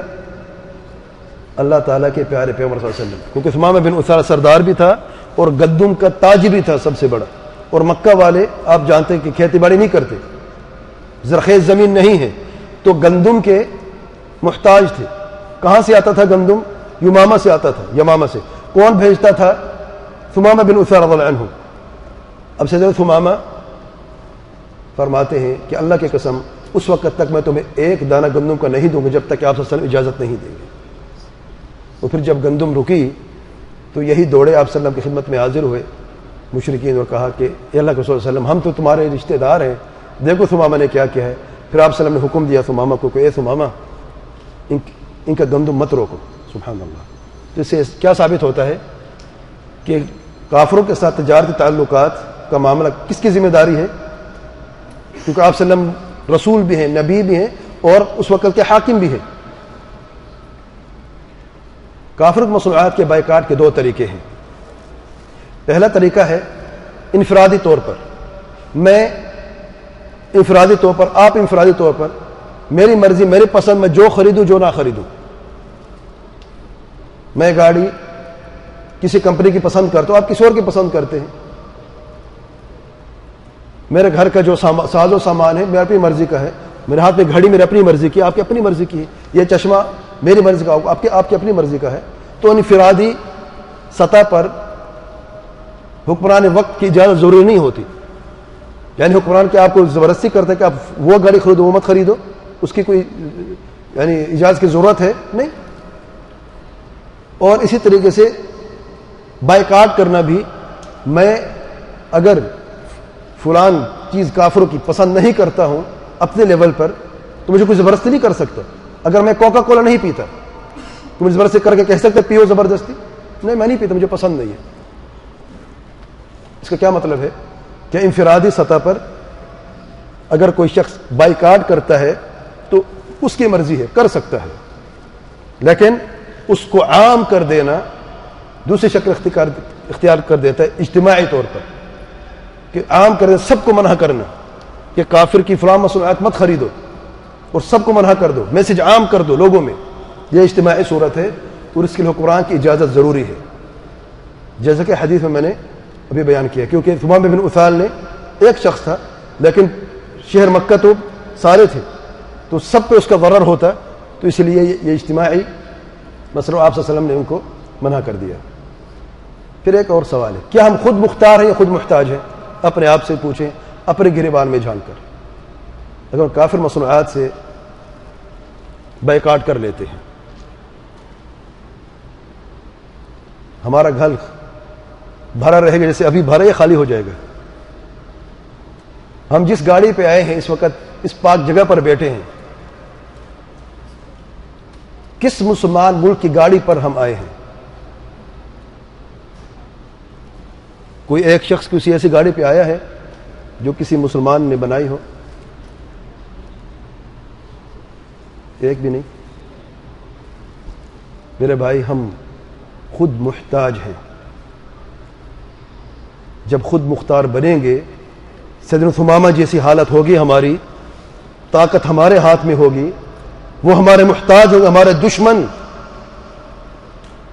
پھر بائیکاٹ کرنے کا بھی مزہ آتا ہے اور اس میں خیر بھی ہوتا ہے۔ اللہ تعالیٰ فرماتے ہیں وَلَا تَهِنُوا وَلَا تَحْزَنُوا، کبھی پست نہ ہونا اور کبھی غمزدہ بھی نہ ہونا۔ کب؟ وَأَنْتُمُ الْأَعْلَوْنَ، جبکہ تم بلندیوں پر ہو، خود مختار ہو۔ کب؟ ان کنتم مؤمنین، جبکہ تم مومن ہو۔ علماء کی رہنمائی سے ذمہ بری ہو جاتا ہے۔ آئیے دیکھتے ہیں علماء کے چند فتاوی۔ اس سے پہلے اللہ تعالیٰ کا یہ فرمان ہے فَاسْأَلُوا أَهْلَ الذِّكْرِ إِن كُنتُمْ لَا تَعْلَمُونَ، جب تمہیں کسی چیز کا علم نہ ہو تو اہل ذکر سے، اہل علم سے سوال کر لیا کرو۔ جب سوال کے اہل علم سے، تو بعض فتاوی اب خدمت میں پیش کرتا ہوں۔ فتویٰ کمیٹی سعودی عرب، فتاوی اللجنہ الدائمہ، جن کے سرپرست شیخ بن باز رحمۃ اللہ علیہ تھے، ان سے سوال کیا گیا کہ آج کل بہت سے لوگ امریکی مصنوعات کے بائیکاٹ کی دعوت دیتے ہیں، جیسے پیزا ہٹ اور میکڈونلڈ وغیرہ، کیا ہمیں ان کی دعوتوں پر عمل کرنا چاہیے؟ کیا دارالحرب میں کافروں کے ساتھ خرید و فروخت کرنا چاہیے، کرنا جائز ہے؟ جواب میں، مباح چیزوں کو خریدنا جائز ہے، یہ جو جائز چیزیں حلال ہیں ان کو خریدنا جائز ہے، خواہ کہیں سے بھی آئیں، خواہ کہیں سے بھی آئی ہوں، جب تک حکمران وقت اسلام اور مسلمانوں کی مصلحت کے پیش نظر ان سے کسی چیز کے بائیکاٹ کا حکم نہ دے، کیونکہ خرید و فروخت میں اصل ہر چیز حلال ہونا ہے، جیسا کہ اللہ تعالیٰ کا فرمان ہے وَأَحَلَّ اللَّهُ الْبَيْعَ، اور اللہ تعالیٰ نے بیع کو حلال کر دیا. اور اللہ تعالیٰ کے پیارے پیغمبر صلی اللہ علیہ وسلم نے بھی یہودیوں سے اشیاء خریدی تھی، جیسے کہ اسے بخاری کی روایت گزر چکی ہے. یہ تو سعودی عرب کے علماء ہیں، کسی اور نے بھی بات کی. دیکھیں فَاسْأَلُوا أَهْلَ الذِّكْرِ إِن كُنتُمْ لَا تَعْلَمُونَ، ایک عالم کا فتویٰ ہی کافی ہے. جب ایک عالم کے علم اور اس کے تقوی اور اس کی فقاہت سے ہم واقف ہیں اور ہمیں یقین ہے، پھر دوسرے تیسرے 10ویں عالم تک جانے کی ضرورت ہے؟ اب ایک فتویٰ آ گیا ایک عالم کا کافی ہے. لیکن پھر بھی آئیے دیکھتے ہیں، بعض لوگ کو تسلی نہیں ہوتی نا. شیخ الاسلام ابن تیمیہ رحمۃ اللہ علیہ، ان سے تتاریوں کے ساتھ معاملہ کرنے کے بارے میں پوچھا گیا کہ کیا، اور تتاری جانتے ہیں دشمن تھے، جنگ پہ اترے ہوئے تھے اور مسلمانوں پر غالب تھے اور کافی اذیت تکلیفیں اور خون ریزی کرتے تھے. ان سے تتاریوں کے ساتھ معاملہ کرنے کے بارے میں پوچھا گیا کہ آیا یہ مباح ہے؟ اور شیخ الاسلام کے زمانے تتاریوں کا زمانہ تھا. تو آپ نے جواب ارشاد فرمایا، جہاں تک بات ہے تتاریوں کے ساتھ معاملہ کرنے کی، تو اس میں وہ سب جائز ہے جو ان جیسے دوسروں کے ساتھ جائز ہے، اور وہ حرام ہے جو ان جیسوں کے ساتھ حرام ہے. بس کسی بھی شخص کے لیے یہ جائز ہے کہ وہ ان کے مویشیوں اور گھوڑوں وغیرہ میں سے خریدے، جیسا کہ ترکیوں، اعرابیوں اور کرد لوگوں کے مویشی اور گھوڑے خریدتے ہیں. اسی طرح سے انہیں اپنی اشیاء خوردنوش اور ملبوسات فروخت کر سکتے ہیں، جیسا کہ ان جیسوں کو فروخت کرتے ہیں. لیکن جہاں تک معاملہ ہے انہیں یا ان کے علاوہ کسی کو بھی ایسی چیزیں بیچنے کا جو کہ حرام کاموں میں ان کی معاونت کرے، جیسے کہ کسی ایسے کو گھوڑا یا اسلحہ فروخت کرنا جو کہ اس کے ذریعے حرام قتل کرے گا، تو یہ ناجائز ہے، کیونکہ اللہ تعالیٰ کا فرمان ہے وَتَعَاوَنُوا عَلَى الْبِرِّ وَالتَّقْوَى وَلَا تَعَاوَنُوا عَلَى الْإِثْمِ وَالْعُدْوَانِ. ایک دوسرے کی مدد کرو بر اور تقوی میں، بھلائی کے کاموں میں اور تقوی کے کاموں میں، اور ایک دوسرے کی مدد ہرگز مت کرو گناہ اور عدوان کے کاموں میں. یہ تو شیخ الاسلام ہے. شیخ الاسلام نے کہاں سے لیا؟ چند اور باتیں میں آپ کے سامنے رکھتا ہوں. شیخ الاسلام ابن تیمیہ رحمۃ اللہ علیہ کی دوسرا قول بھی ہے، دوسرا فتویٰ بھی ہے. فرماتے ہیں جب کوئی شخص سفر کرتا ہے دار الحرب کی طرف، دار الحرب جہاں پہ جنگ ہو، وہاں سے کوئی چیز خریدنے کے لیے، تو اس کے لیے جائز ہے ہمارے نزدیک، جیسا کہ اس کی دلیل میں پھر بیان کرتے ہیں، جیسا کہ سیدنا ابوبکر صدیق رضی اللہ عنہ نے آپ صلی اللہ علیہ وسلم کی زندگی میں شام کی طرف سفر کیا اور وہاں سے چیزیں خریدی تجارت کے لیے، اور اس وقت شام دار الحرب تھا. اور اس کے علاوہ بھی اور احادیث ہیں. اور امام حسن بصری رحمۃ اللہ علیہ فرماتے ہیں سیدنا ابو موسیٰ نے رضی اللہ عنہ نے سیدنا عمر خطاب کو خط لکھا کہ جب تاجر مسلمان دار الحرب کے کافروں کے پاس جاتے ہیں تجارت کے لیے، تو کافر جو ہیں حکمران وہ ان سے 10واں حصہ ٹیکس لیتے ہیں، العشر لیتے ہیں مسلمان تاجروں سے. سیدنا عمر خطاب نے واپس جواب لکھا سیدنا ابو موسیٰ اشعری کو رضی اللہ عنہ کو، خذ منهم اذا دخلوا الینا مثل ذلك العشر، اگر وہ ہمارے پاس آئیں تجارت کے لیے تو آپ بھی 10واں حصہ ان سے لے لیں. انصاف. الغرض تو علماء کے فتاوی سے عام شخص جو ہے اس کی گردن آزاد ہو جاتی ہے. اگر بغیر ضوابط شرعیہ کے ہم بائیکاٹ کریں تو اس میں کیا حرج ہے؟ نمبر 1، حکمران وقت کی حق تلفی ہے، اور ہمیں حکم دیا گیا ہے کہ ہم فرمانبرداری کریں. اللہ تعالیٰ فرماتے ہیں یا ایھا الذین آمنوا اطیعوا اللہ واطیعوا الرسول واولی الامر منکم.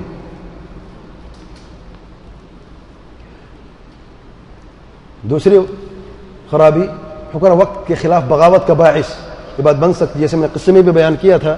اور اللہ تعالیٰ کے پیارے پیغمبر صلی اللہ علیہ وسلم فرماتے ہیں سیدنا عبادہ بن صامت کی معروف حدیث میں جب ان سے سوال کیا کہ ہمیں کوئی نصیحت کیجیے، تو فرماتے ہیں سیدنا عبادہ بن صامت رضی اللہ عنہ کہ ہم نے آپ صلی اللہ علیہ وسلم کی بیعت کی علی السمع والطاعہ، کہ ہم فرمانبرداری کریں گے ہر حال میں، اچھے حال میں، برے حال میں، کشادگی کے حال میں اور تنگی کی حالت میں بھی ہم فرمانبرداری کرتے رہیں گے ہم قرآن وقت کی، اور نہیں بغاوت کریں گے حکمران کے خلاف، الا یہ کہ آپ سلام فرماتے ہیں الا ان تروا کفرا بواحا عندکم من اللہ برہان، الا کہ تم کفر بواح دیکھو جس کا تمہارے پاس دلیل بھی ہو۔ تیسرے نمبر، مسلمانوں کا آپس میں اختلاف تنازع، بغض و نفرت اور بدگمانی کا باعث، جیسے میں قسم میں بیان کیا تھا۔ اور اللہ تعالیٰ فرماتے ہیں واعتصموا بحبل اللہ جميعا ولا تفرقوا، اللہ تعالیٰ کی رسی کو مضبوطی سے تھامو اور فرقے فرقے میں مت بٹو۔ اور جب حکمران وقت ہمیں حکم نہیں دے گا کسی چیز کے بائیکاٹ کا تو کیا ہوگا؟ کوئی لینا چاہتے، کوئی منع کرنے والا ہے، انتشار ہوگا کہ نہیں؟ بغض نفرت ہوگی کہ نہیں؟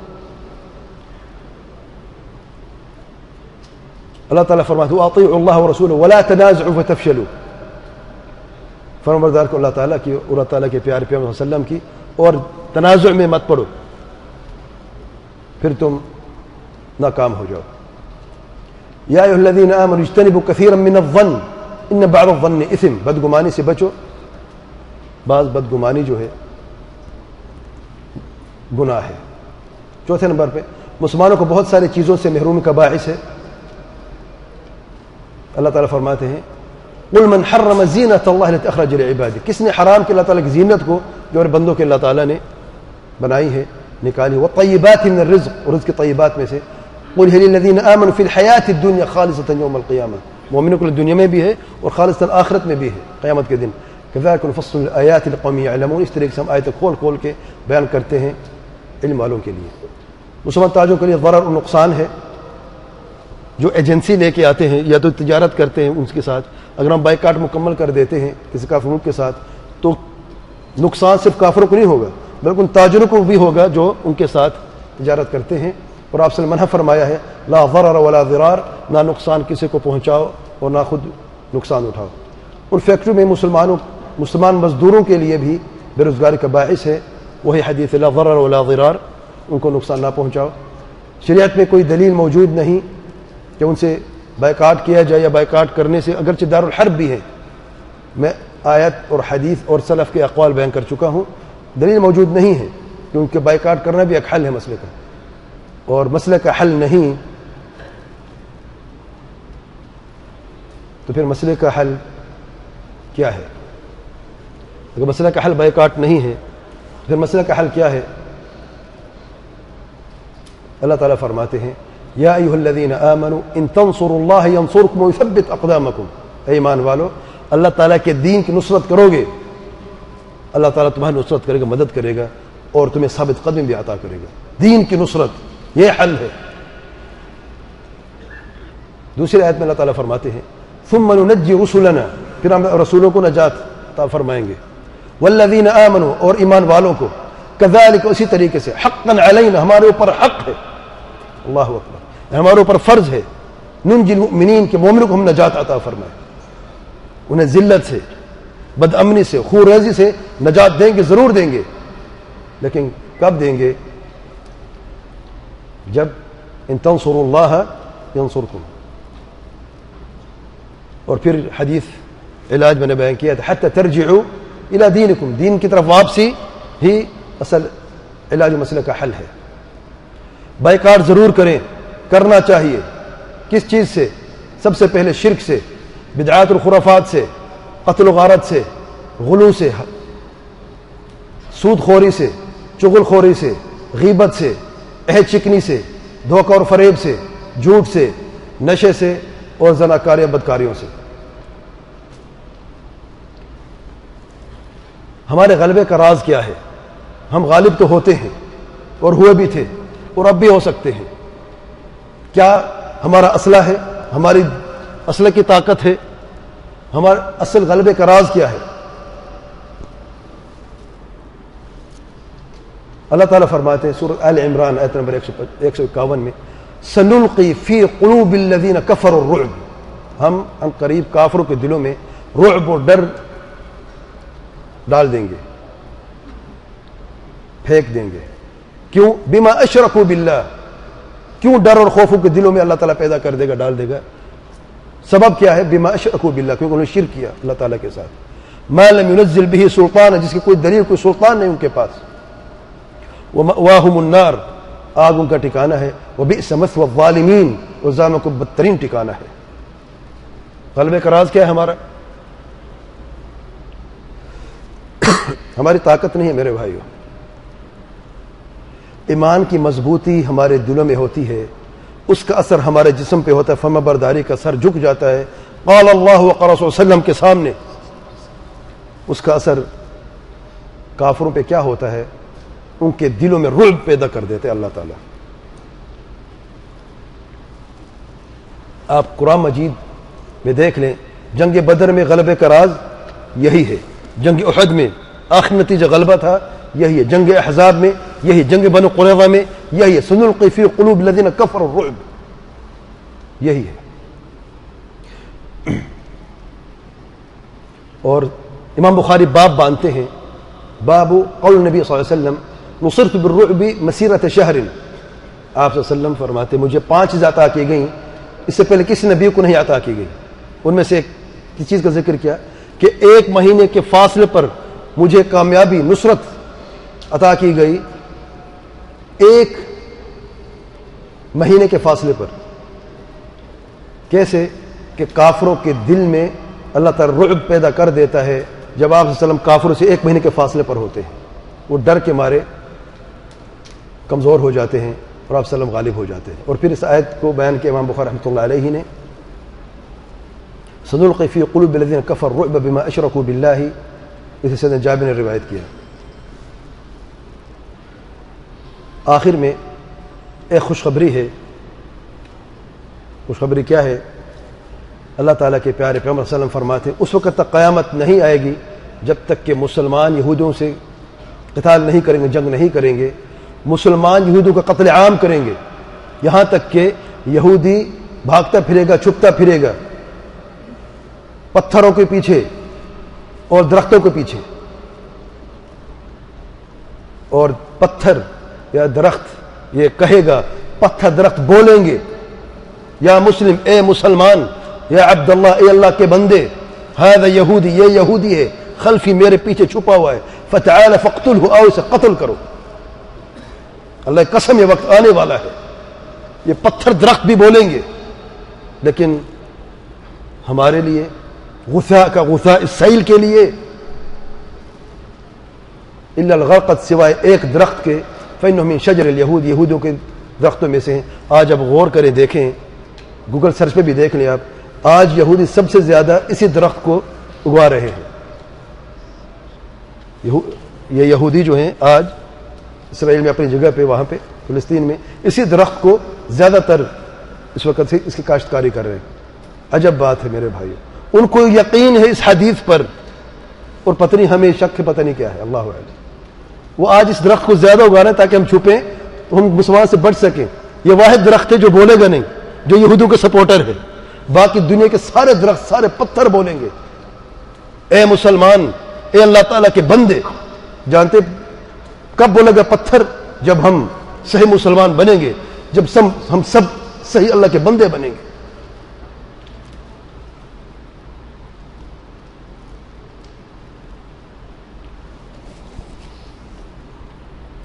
ایک غلط فہمی جو جوش اور جذبات میں ہمیشہ ہم کرتے آئے، سنتے آئے ہیں،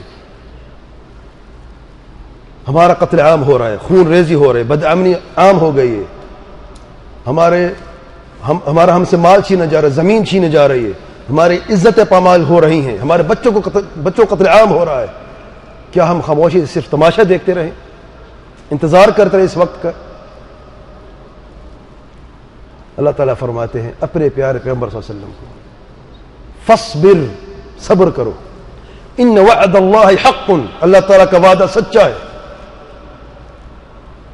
یہ درخت و پتھر بھی بولیں گے اور وہ وعدہ بھی سچا ہے۔ 3 چیز اللہ تعالیٰ عطا فرمائے گا، خلافت اور دین کا قیام اس زمین کے اوپر جس دن پر اللہ تعالیٰ راضی ہے، اور امن و امان بھی عام ہو جائے گی، اور پتھر درخت بھی بولیں گے، اے مسلمان، اے اللہ کے بندے، میرے پیچھے یہودی چھپا ہے، آج اسے قتل کرو۔ اللہ تعالیٰ کا وعدہ، فاصبر ان وعد اللہ حق، یہ حکم اللہ تعالیٰ کے پیارے پیغمبر صلی اللہ علیہ وسلم کے لیے اور اس کو امت کے لیے بھی، ہمارے لیے بھی ہے۔ اللہ تعالیٰ کا وعدہ سچا ہے، وَلَا يَسْتَخِفَّنَّكَ الَّذِينَ لَا يُوقِنُونَ، کہیں جو لوگ یقین نہیں رکھتے یہ اللہ کے پیار پیغمبر صلی اللہ علیہ وسلم تمہیں ہلکا نہ لے لے، آپ ان کی باتوں میں نہ کبھی نہ آنا، وہ یہی باتیں کرتے رہیں گے کہ تم کچھ کر نہیں سکتے ہو، تم لوگ بزدل ہو، چوڑیاں پہنی ہوئی ہیں، ہمارا قتل عام ہو رہا ہے، عورتوں کو عزتیں پامال ہو رہی ہیں، حکمران ظالم سر پہ بیٹھے ہیں، نکلتے کیوں نہیں ہو، ان کو تبدیل کیوں نہیں کرتے ہو، ہاتھ کا استعمال کیوں نہیں کرتے ہو، جہاد کیوں نہیں کرتے ہو؟ یاد رکھیں، فاصبر ان وعد اللہ حق ولا يستخفنك الذين لا يوقنون.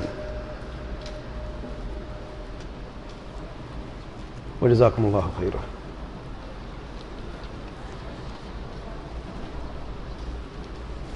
اور آخر میں 2 انعام ہمارے بہنوں کے لیے جنہوں نے صحیح جواب دیے.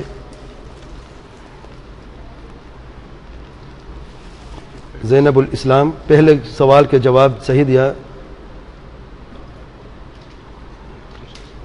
ہماری بیٹی زینب الاسلام، ان کو انعام دے دیں. زینب الاسلام، زینب کے زینب سلیمان، ہے زینب سلیمان یا زبیدہ ہے، کیا ہے؟ سوری، زبیدہ سلیمان. زبیدہ سلیمان فون نمبر ہے 0501757506. زبیدہ سلیمان. پہلے سوال کا صحیح جواب. ہماری بہنوں سے گزارش ہے جو انتظامیہ میں ہے، اس بیٹی کو، اس بہن کو یہ دے دیں. لائٹ آن کر دیں نا، لائٹ آن کر دیں. اور دوسرے سوال کا صحیح جواب ہماری اس بہن نے دیا، یہ اس بیٹی نے عائشہ رومانہ، عائشہ رومانہ نے دیا.